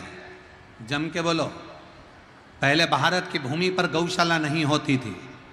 घर घर में गाय होती थी, घर घर में गौ माता की सेवा होती थी, घर घर में गौ माता का पूजन होता था, घर घर में गौ माता की सेवा होती थी। गौशाला की जरूरत नहीं पड़ती थी। गौशाला बनी, ये भारत की भूमि पर श्रेष्ठता नहीं है, वो तो दुनिया के लोगों ने इस गौ माता को ठुकरा दिया। तो फिर गौ माता के लिए संतों ने, साधुओं ने, गुरुजनों ने, तपस्वियों ने गौशालाओं का निर्माण किया, तब निर्माण।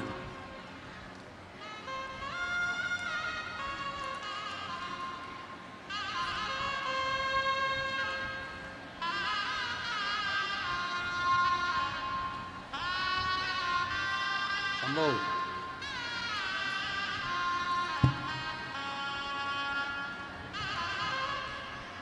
शंभो, एक बार जोरदार ताली बजाकर स्वागत करें। बहुत सालों के बाद संतान का।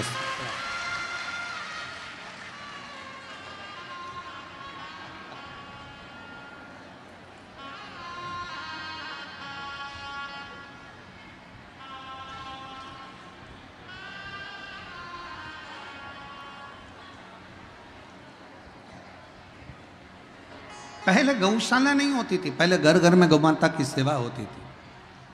पहले घर घर में संत, साधु, घर के लोग अपने घरों में गौ माता रखते थे। अब धीरे धीरे लोगों ने गौ माता को रखना बंद कर दिया, तो गौशालाओं का निर्माण हो गया। और अब यह नया काम चालू हुआ वृद्धाश्रम का। पहले सत्य वचन आप सब बताओ, बुजुर्ग बुजुर्ग लोग बैठे हुए हैं इस कथा के मंडप में, बोलना ईमानदारी से, पहले के ज़माने में वृद्धाश्रम होते थे क्या? घर में माँ बाप की सेवा सबसे बड़ी परमात्मा की सेवा मानी जाती थी, तो माँ बाप की सेवा में लोग लगे रहते थे। आज के ज़माने में माता पिता का तिरस्कार कर कर उनको वृद्धाश्रम में भेज दिया जाता है। श्रेष्ठ नहीं।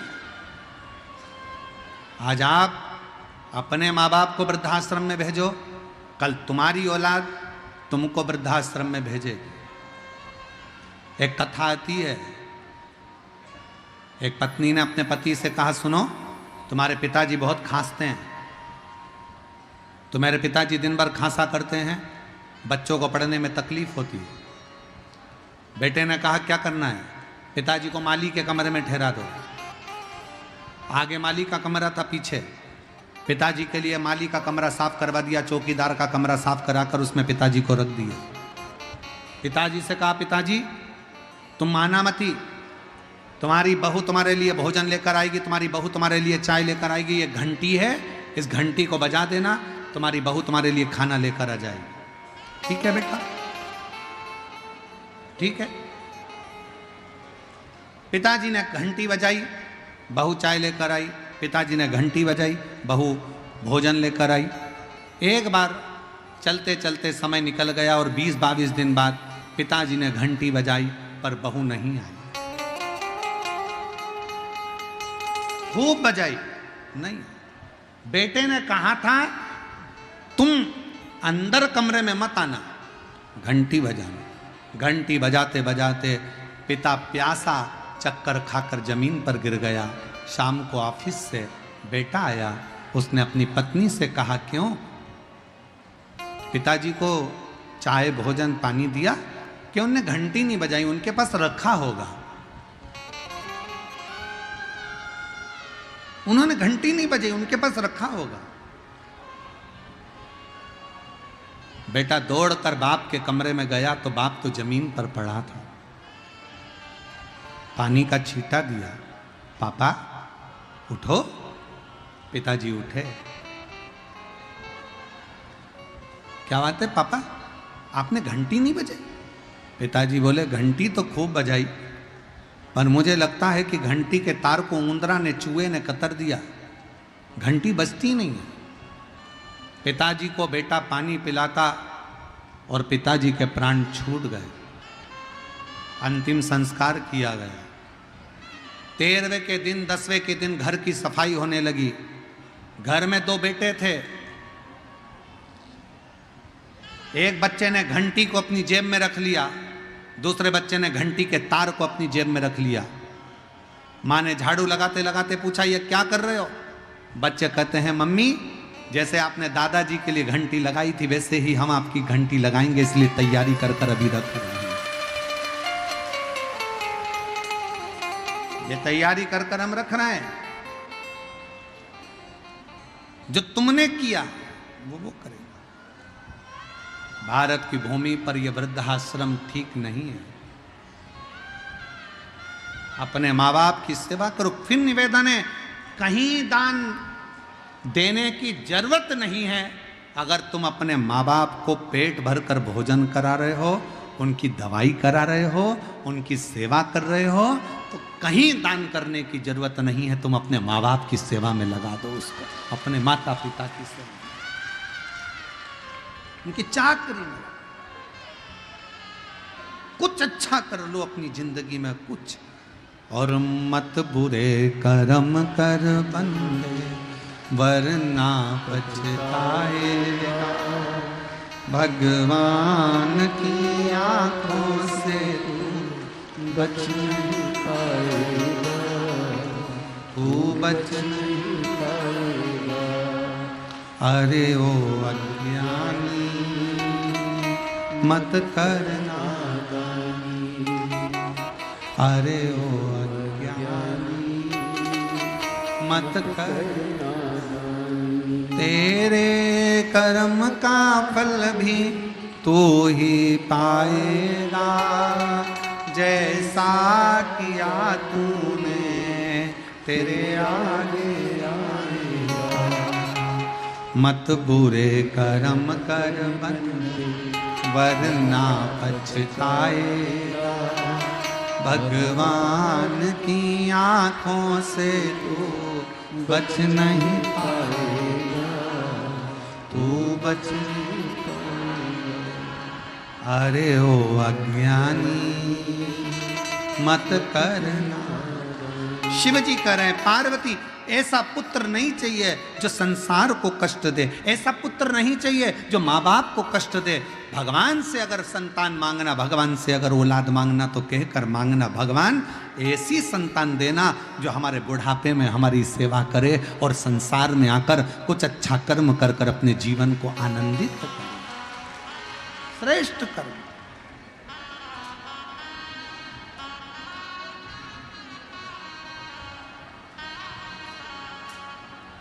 कुछ अच्छा करने। पार्वती जी फेंक दो इसको समुद्र के अंदर।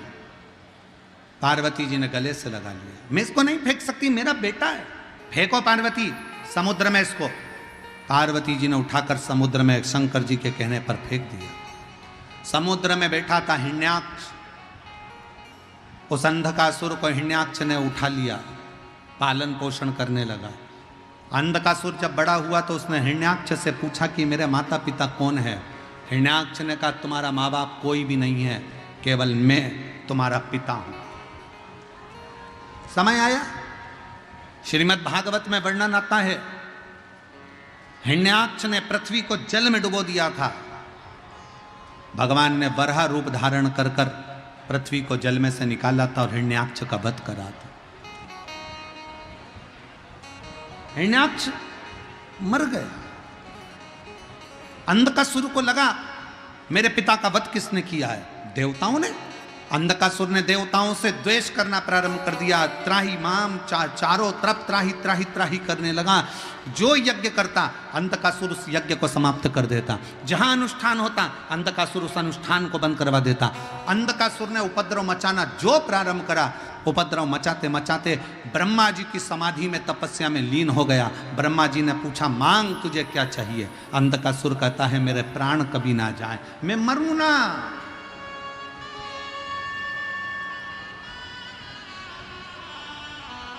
और ये आज की रीत नहीं है, पुराने समय से रीत चली आ रही। कोई मरना ही नहीं चाहता।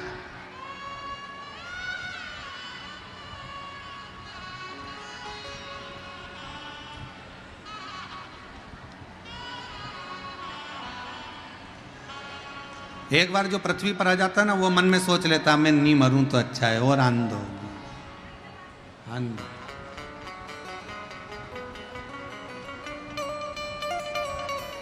शिव महापुराण की कथा कहती है, पैसे से ज्यादा प्रेम को जोड़ने का प्रयास करना। पैसे जोड़ के रखते हैं और गवर्नमेंट कभी भी बदल देती है, नोट चेंज। पर प्रेम जोड़कर रखोगे तो वो कभी नहीं बदलेगा, वो अंतिम समय तक काम आएगा, उसमें बदलाव नहीं आएगा। प्रेम जोड़िए, प्रेम। और बड़े बड़े नोट की तरह नहीं, चिल्लर की तरह जिंदगी जियो। बड़ा नोट कभी भी बदल सकता है, पर चिल्लर कभी नहीं बदलती। बड़ा नोट जेब में किसी किसी के होता है, पर चिल्लर सब्जी वाले से लेकर कबाड़े वाले तक, कबाड़े वाले से लेकर सोने चांदी वाले तक, सोने चांदी वाले से लेकर हीरे पन्ने वाले तक के पास में चिल्लर होती है। अपनी वैल्यू ऐसी बनाओ चिल्लर जैसी, जो तुम्हारे बिना किसी का काम ना चले और तुम्हें पहले आगे लिया। बड़े नोट की तरह नहीं।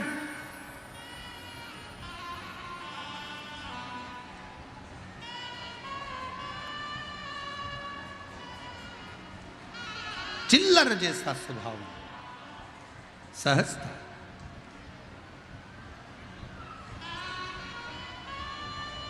अंधकासुर ने तब किया, ब्रह्मा जी से वर मांग रहे हैं, मैं मरूं ना, मरना तो पड़ेगा।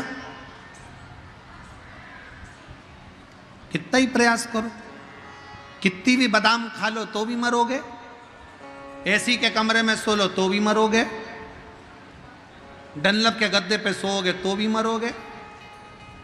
गुलाब जामुन, इमरती, जलेबी, भजिया, पकोड़ा, जो तुम्हारी मर्जी पड़ जाए, लिट्टी चोखा, तुम्हारी मर्जी पड़ जाए, कितना ही खा लो फिर भी मरना है। आलू के पराठे खा लो, चाहे गोभी के पराठे खा लो तो भी मरना है। कितना भी ब्यूटी पार्लर में सज लो तो भी मरना है। कितना भी अच्छा घूम लो तो भी मरना है। तो फिर जब मरना ही है तो रोके क्यों मरे? स्माइल देकर अपनी जिंदगी को खुश होकर जियो, फुल एंजॉय के साथ।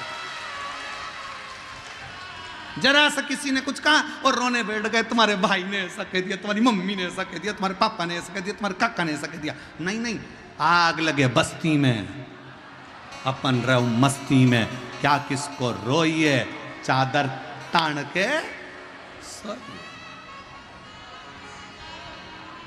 कहा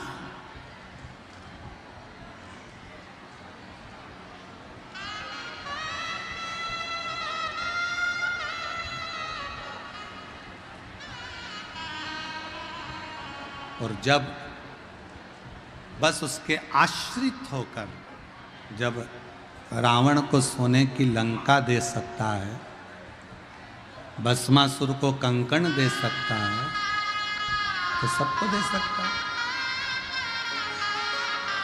सबको सब कुछ प्रदान कर सकता है वो।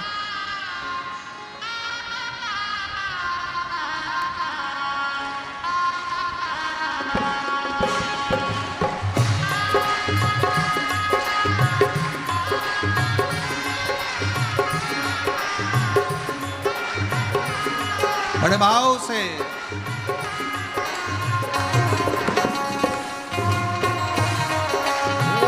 दोनों हाथों से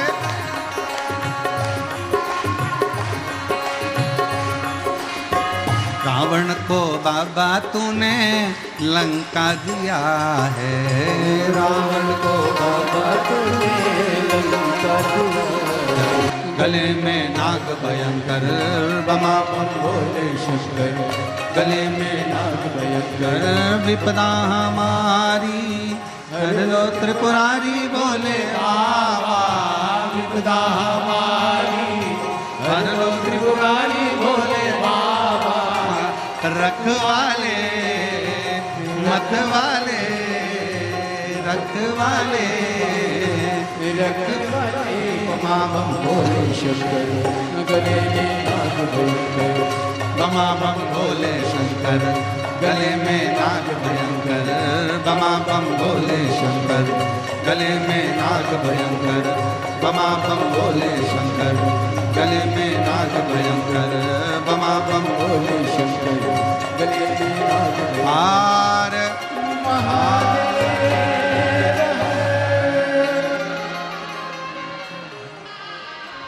अपने स्थान पर बैठकर, जहाँ जगह मिले वहाँ बैठकर बाबा को अपने मन का भाव कहिए, दिल से प्रार्थना करिए। आज बैसाख महीने की भी शिवरात्रि है और शिव महापुराण की भी शिवरात्रि है। अद्भुत संजोग है, सिंहेश्वर बाबा की यह पवित्र धरा, पवित्र भूमि, जहाँ बाबा से प्रार्थना करने का सौभाग्य मिला है। आपको जहाँ जगह मिले वहाँ बैठकर बाबा को दिल से प्रार्थना करना, निवेदन करना। इस प्रार्थना को करने के लिए लोग कथा के पंडाल में आते हैं और जो लोग ऊपर ऊपर बैठे हैं, गाड़ियों के ऊपर चढ़कर या दीवालों पर चढ़कर, खंभों पर चढ़कर बैठे हैं, उनसे निवेदन है प्रार्थना करते समय अपना ध्यान रखना, नहीं तो तुम नीचे टपक जाओ। इसका विशेष ध्यान रखना कि तुम गिर ना जाओ। और दिल से बाबा को, अपने हृदय से बाबा को विनय करें, निवेदन करें, प्रार्थना करें।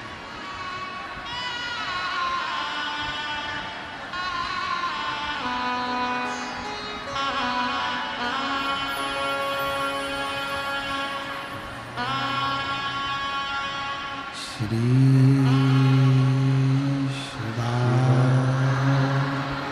नमस्तु, श्री शिवाय नमस्तु,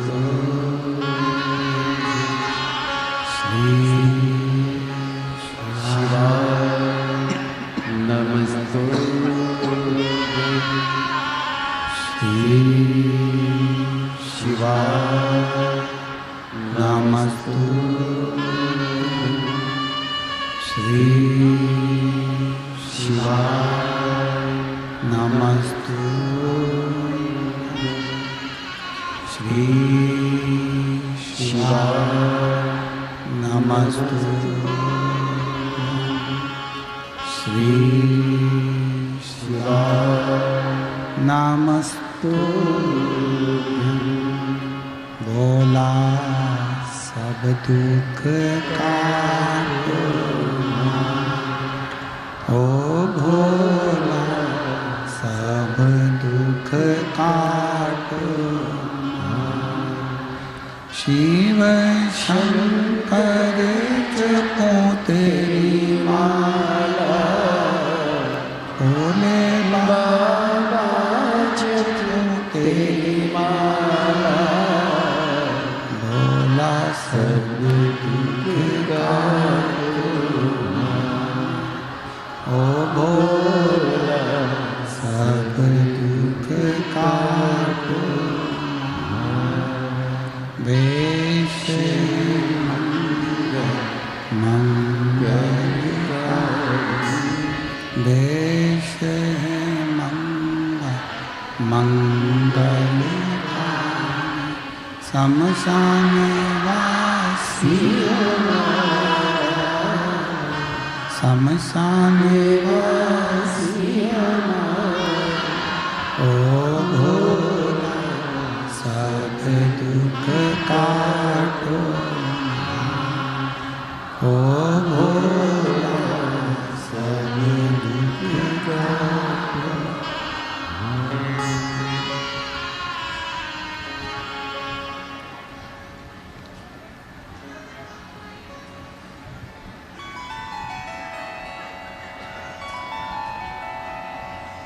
बाबा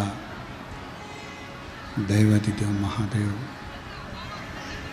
भगवान शिव ओगड़दानी त्रिकालदर्शी कैलाशी अविनाशी शंकर मेरे बाबा की कथा कह रही है, भगवान का चरित्र कह रहा है, शिव महापुराण की कथा वर्णन कर रही है। अंधकासुर ने ब्रह्मा जी से वर मांगना चाहा कि मेरे प्राण छूटे, पर संसार में अगर हमारा जन्म हुआ है तो मृत्यु भी निश्चित है। ब्रह्मा जी ने कहा कि कोई और वर मांग लो, ये वर श्रेष्ठ नहीं। ब्रह्मा जी ने कहा कि कोई और वर मांगो। अंधकासुर को मालूम था कि मेरी कोई मां नहीं है, मेरा जन्म मां के गर्भ से नहीं हुआ। तो अंधकासुर ने वर मांगा कि अगर वर देना चाहते हो तो ये दो, जिस दिन मैं अपनी मां को गलत दृष्टि से देखूं उस दिन मेरे प्राण छूटे।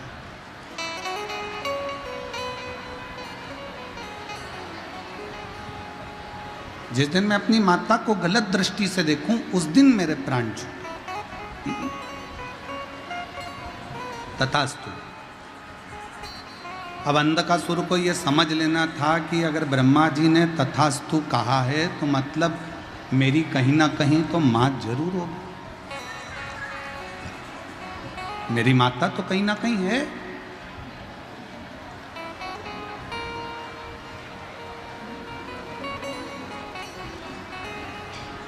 अंधकासुर वापिस आ गए।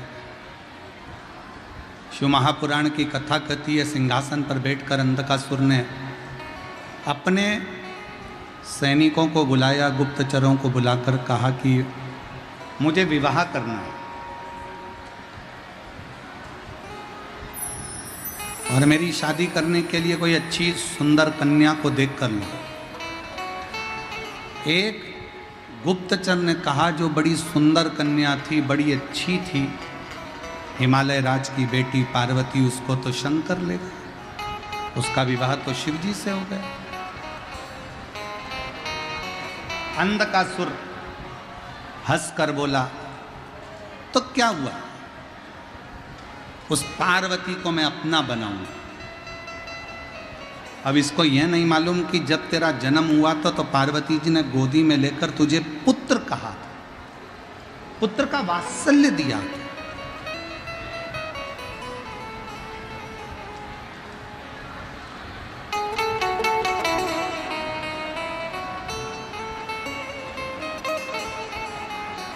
शिव महापुराण की कथा कहती है, जरूरी नहीं कि आप 4 वेदों का अध्ययन करो। संसार में ऐसे कई लोग हैं जो 4 वेद नहीं पढ़ पाएंगे। अगर 4 वेदों का अध्ययन ना कर पाओ तो शिव महापुराण की कथा कहती है 4 बातों को अपने अंदर उतार लो तो 4 वेद के अध्ययन का लाभ आपको मिलने लगेगा। पहले नंबर पर है समझदारी, दूसरे नंबर पर है जवाबदारी, तीसरे नंबर पर है वफादारी और चौथे नंबर पर है ईमानदारी। ये 4 बातों का जो अध्ययन कर लेता है, 4 वेद के अध्ययन का फल प्राप्त। जरूरी नहीं कि 4 वेद पढ़ोगे तो वेद पाठी कहलाओ। किसी के हृदय की पीड़ा को तो समझो। शास्त्र खूब पढ़ लिया, वेद खूब पढ़ लिया, खूब अध्ययन कर लिया, खूब विद्वान बन गए, खूब विद्वत्ता धारण कर ली, और किसी के दिल की पीड़ा को, किसी के मन की पीड़ा को, किसी के हृदय की पीड़ा को नहीं समझ पाए तो क्या मतलब। हमने पहले भी एक कथा में कहा था, हीरा के परखैया मिल सकते हैं, हीरा को परखने वाले मिल सकते हैं, पर पीड़ा को परखने वाले संसार में इतनी जल्दी मिल नहीं पाते। 4 वेदों का अध्ययन करा कि नहीं करा, पर 4 बातों का अध्ययन जरूर करो। समझदारी रखो अपने अंदर कि हम जिस परिवार में, हम जिस समाज में, जिस संप्रदाय में, जिस जगह पर हैं, वो हमारे लिए श्रेष्ठता हो। जवाबदारी रखिए। अगर थोड़ी सी भी जवाबदारी मिली है कि किसी को पानी पिलाना है, किसी को बिठाना है, किसी को खिलाना है, भोजन कराना है, बिठाना है, कोई जवाबदारी तुम्हारे ऊपर मिली है तो उसको निभाओ। उस जवाबदारी को पूरा रखो। और मैं सिंहेश्वर महादेव की इस समिति को, गौरी शंकर समिति को बहुत बहुत धन्यवाद देता हूं, जिन्होंने इस जवाबदारी को पूर्ण तरह से निभाया। और केवल समिति ने ही नहीं, पूरे सिंहेश्वर के आसपास के जितने दुकानदार हैं, जितने व्यापारी हैं, जितने भी लोग सिंहेश्वर में रहते हैं, इस मधेपुरा में रहते हैं, उन सब ने अपनी अपनी जवाबदारी को निभाया। तब जाकर यह कथा लाखों की संख्या में पहुंचकर सफलता की ओर बढ़ी। सबने निभाया।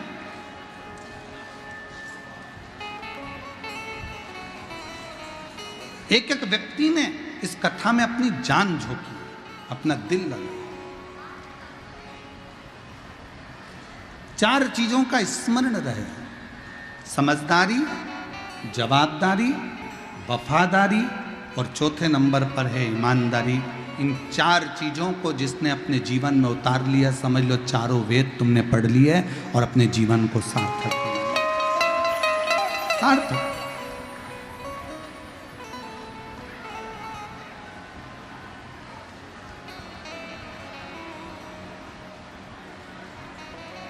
अंधकासुर इन चारों बातों को नहीं समझ पाया, और अंधकासुर अपने दूतों से कहता है कि जो सबसे सुंदर, तो सबसे सुंदर जो नारी है वो पार्वती जी को तो शिव जी ले गए, उसको मैं अपना बनाऊंगा। अंधकासुर चले,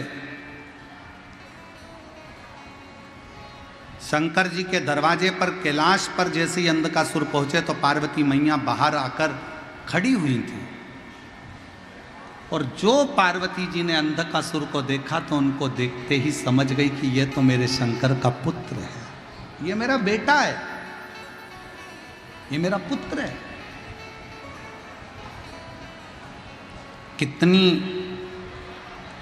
वात्सल्यता, करुणा एक मां में होती है, ध्यान रखिए। एक मां में कितनी करुणा होती है। जब पिता दुकान से आता है, जब बाप ऑफिस से आता है, पिता जब ऑफिस से आता है, एक व्यक्ति जब अपने ऑफिस से आता है, तो बच्चे अपने बाप का थैला देखते हैं, बैग देखते हैं, उसके हाथ देखते हैं कि पापा क्या लेकर आए।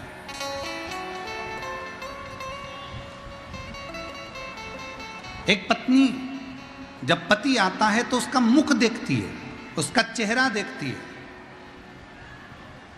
और एक माँ जब बेटा घर आता है तो ना हाथ देखती है, ना चेहरा देखती है, माँ उसका पेट देखती है, इसने कुछ खाया कि नहीं खाया, इसने कुछ खाया कि ना।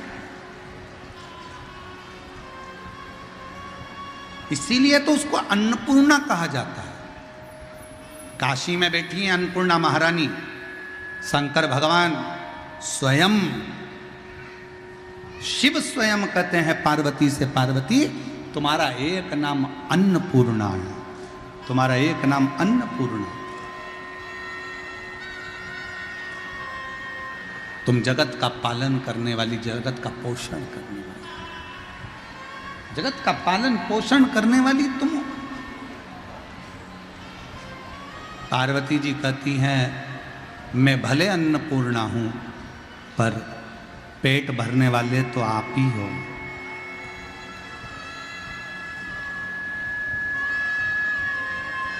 मैं भले अन्नपूर्णा हूं पर पेट भरने वाले तो आप।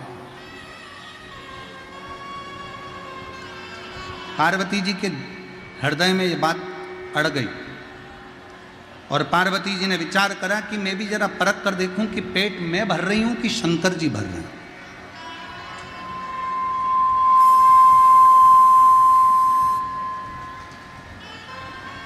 पेट भर कौन रहा है? पेट मैं भर रही हूं कि शिव जी भर रहे हैं? पार्वती जी लक्ष्मी जी और ब्रह्माणी तीनों एक जगह पर इकट्ठी हुई, एकत्रित तीनों। आज लक्ष्मी जी ने, सरस्वती जी ने, ब्रह्माणी जी ने और पार्वती जी ने एक डिब्बी में एक चींटी को उठाकर डिब्बी में बंद कर दिया। एक चींटी को डिब्बी में बंद करा और भोजन करने के लिए बैठ गए। ब्रह्मा जी को ब्रह्माणी ने भोजन कराया, ब्रह्मा जी ने पेट भरकर भोजन किया। नारायण भगवान भोजन करे और लक्ष्मी जी ने भोजन कराया तो नारायण ने भोजन किया। इतने में लक्ष्मी जी ने नारायण से कहा, प्रभु मैंने सुना है कि सबका पेट भरकर आप भोजन करते हो, पर आज तो कुछ भूल रहे हो आप। भगवान विष्णु कहने लगे, नहीं मैं कुछ भी नहीं भूल रहा, मैं तो सबका पेट भरकर ही भोजन कर रहा हूं। और पेट भरने की जवाबदारी तो मैंने शंकर भगवान को दी है। ब्रह्मलोक में जितने हैं उनका पेट ब्रह्मा जी भरेंगे, वैकुंठ लोक में जितने हैं उनका पेट भगवान नारायण भरेंगे, पर पृथ्वी पर, मृत्यु लोक में अगर पृथ्वी पर कोई जन्म होता है तो उसका पेट भरने की जवाबदारी तो देवादिदेव महादेव की है।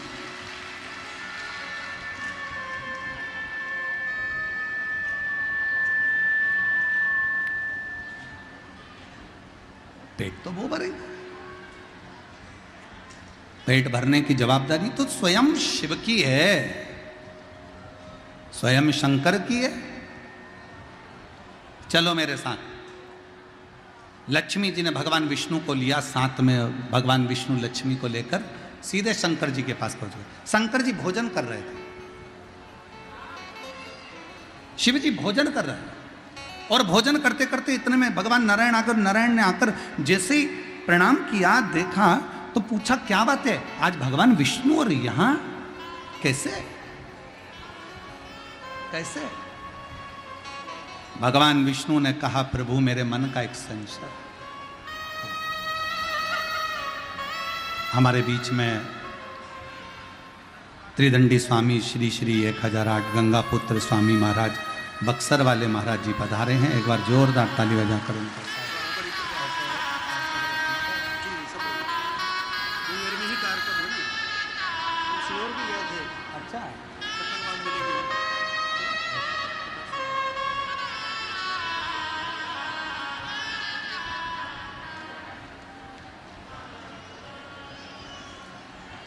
बड़े सरल, बड़े सहज श्री श्री 1008 गंगा पुत्र स्वामी श्री महाराज त्रिदंडी स्वामी बक्सर वाले महाराज जी, जिनका आत्मीय प्रेम व्यासपीठ पर सदा बना रहता है। एक बार जोरदार ताली बजाकर उनका स्वागत, वंदन, अभिनंदन। शिव कथा कर रही है,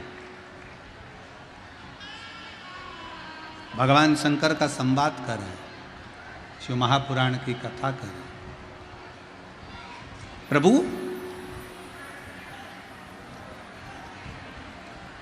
आपने भोजन कर लिया? भगवान विष्णु ने भगवान शंकर जी से कहा, आपने भोजन कर लिया? भोजन? हाँ प्रभु आप भोजन कर लिए। हाँ लक्ष्मी जी तो कह रही हैं कि कोई भूखा रह गया, सरस्वती जी कह रही हैं कोई भूखा रह गया। पार्वती जी से पूछा शंकर भगवान ने क्या बात है, पार्वती जी बोली हाँ प्रभु आज तो कोई भूखा रह गया और आपने भोजन कर लिया। शंकर भगवान कहते हैं पार्वती ऐसा हो नहीं सकता कि कोई भूखा रह जाए और मैं भोजन कर लूं। मैं पृथ्वी का देव अधिदेव महादेव हूं, मुझे लोग विश्वनाथ कहते हैं, सबका पालन करने वाला हूं। मेरे होते हुए दुनिया में कोई अनाथ नहीं हो सकता, इसलिए मेरा नाम विश्वनाथ। विश्वनाथ प्रभु। पार्वती जी हंसकर बोली एक चींटी डब्बी में भूखी है। शंकर भगवान बोले हो ही नहीं सकता। डब्बी खोल कर दिखाया। शिव जी कहने लगे पार्वती तुम तीनों देवियां जब डब्बी में चींटी को भर रही थी ना, तुम्हारे माथे पर लगा हुआ कंकु और चावल डब्बी के अंदर गिर गया था, वो चींटी ने पेट भर कर खा लिया था। उस समय तो भूखी नहीं है, वो भूखी नहीं है, उनका पेट भरा गया। पेट वो भूखे नहीं है। मेरा शिव ब्रह्मा ब्रह्मलोक में, भगवान विष्णु वैकुंठ लोक में, पर मृत्यु लोक का देव अधिदेव महादेव भगवान शंकर इस संसार में जन्मे हुए, चाहे वो जलचर हो, चाहे वो थलचर हो, चाहे वो वायुचर हो, चाहे इस भूमंडल पर रहने वाला प्रत्येक मानव मनुष्य कोई भी हो, मेरे शिव सबका भरण पोषण करते हैं, सबके दुख को हरते हैं, सबका संकट हरते हैं और सब पर कृपा करते हैं। बोल बम का नारा है, सारी समस्या का हल श्री शिवाय। अपने भक्त का भगवान ध्यान रखते, और हम तो बाबा के भरोसे चलते हैं, हम तो बाबा के भरोसे चलते हैं। ये दुनिया वाले जलते हैं, ये दुनिया वाले जलते हैं, हम तो बाबा के भरोसे चलते हैं, हम तो बाबा के भरोसे चलते हैं। बाबा ने हमको चलना सिखाया, बाबा ने हमको चलना सिखाया, सब भक्तों से मिलना सिखाया, सब भक्तों से मिलना सिखाया। हम तो सीना तान के चलते हैं, हम तो सीना तान के चलते हैं, डमरू वाले के भरोसे चलते हैं, काशी वाले के भरोसे चलते हैं, सिंहेश्वर नाथ के भरोसे चलते हैं, सिंहेश्वर नाथ के भरोसे चलते हैं, हम तो बाबा के भरोसे चलते हैं। उसके आश्रित तो हो जाए, उसके आश्रित।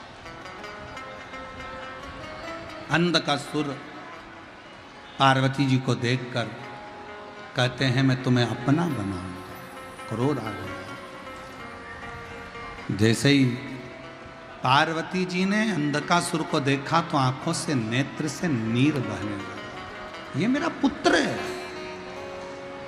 और आज बेटा अपनी मां को गलत दृष्टि से देख रहा। बेटा, पूत कपूत सुने हैं परना, माता सुनी।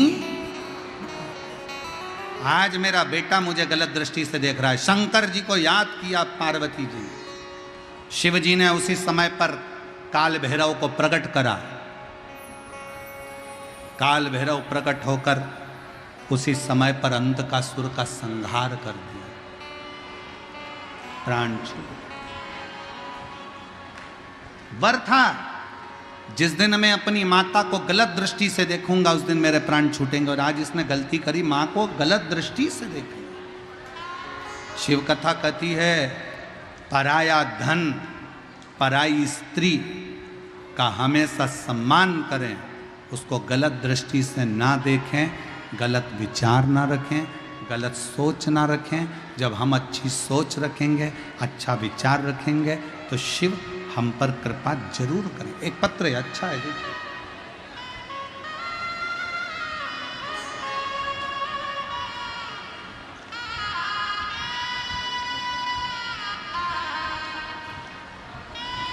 रितिका जायसवाल, देसरी वैशाली की रहने वाली हूँ। कहीं बैठी हो तो हाथ हिला सकती हैं। रितिका जायसवाल, देसारी वैशाली की रहने वाली हूँ। बाबा, मैं आपकी कथा टीवी पर सुनती हूँ। एक लोटा जल आपकी कथा से चढ़ाना सीखी हूँ। मेरे माँ और पापा का सपना था कि मैं डॉक्टर बनूं। मैंने कई साल नीट का एग्ज़ाम दिया, पर उसमें क्लियर नहीं हुआ, परीक्षा पास नहीं कर पाए। आखिरी में मेरी हिम्मत टूट गई। तब मेरी माँ ने कहा कि एक बार तू पशुपतिनाथ का व्रत कर, शिवजी पर एक लोटा जल चढ़ाना प्रारंभ कर। मैं किसी गुरु को नहीं मानती थी, किसी बाबा को नहीं मानती थी। पहली बार आप पर भरोसा करा, पशुपतिनाथ का व्रत किया, बेलपत्र चढ़ाना प्रारंभ करा, शिव मंदिर में झाड़ू लगाना प्रारंभ करा, और फिर वापस मैंने नीट का एग्ज़ाम दिया। और बाबा की कृपा से आज मेरा मेडिकल कॉलेज में सिलेक्शन हो गया। मैं बाबा को प्रणाम करने के लिए यहाँ पर आया। बाबा, आप कहते हो कि कड़ी मेहनत करो, खूब संघर्ष करो, खूब पढ़ो, और शंकर को एक बेलपत्र शहद की लगा कर जाओगे, फल जरूर मिलेगा। और मेरे बाबा ने मुझे फल दिया। मैं बाबा को प्रणाम करने के लिए आई। एक पत्र और है, अच्छा है।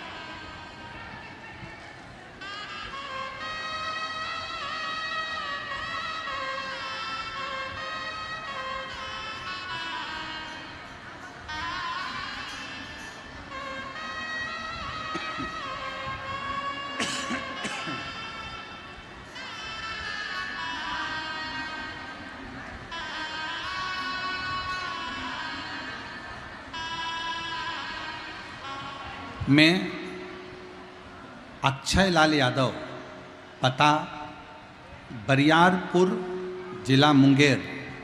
मेरा मोबाइल नंबर ये है। एक लोटे जल का मैं क्या बखान करूं गुरुदेव। अगस्त के महीने में 2023 में मुझे अध्यात्म की ओर होने लगा। उसके बाद मुझे भागलपुर अस्पताल में ले गए, जहाँ से मुझे तबीयत खराब होते होते पटना एम्स में रेफ़र कर दिया गया।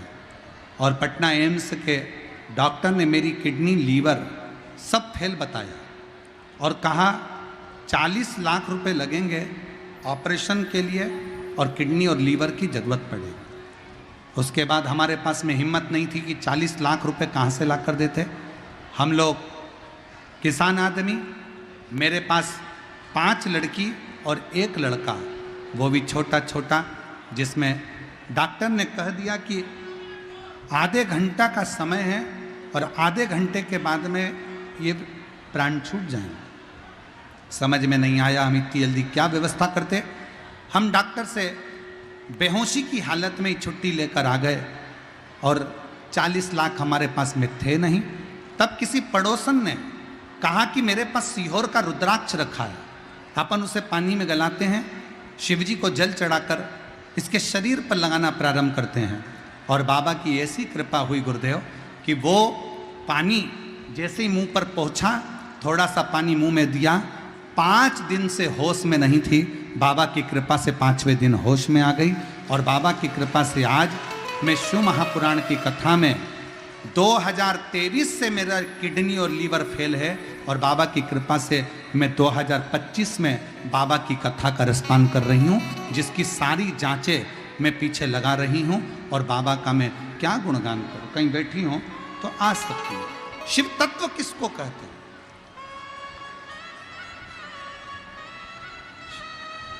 शिव तत्व किससे कहें? और तेरी कृपा का क्या है भरोसा, कब किस पर हो जाए जरासी जरासी। आज शिवरात्रि है, हमारा भी मन है कि 2 बार आप लोगों को स्तुति करने का मौका मिले, इसलिए भजन की एक लाइन गाकर फिर पुनः स्तुति की ओर चलते हैं। अरे तेरी कृपा का क्या है भरोसा, कब किस पर हो जाए जरासी हम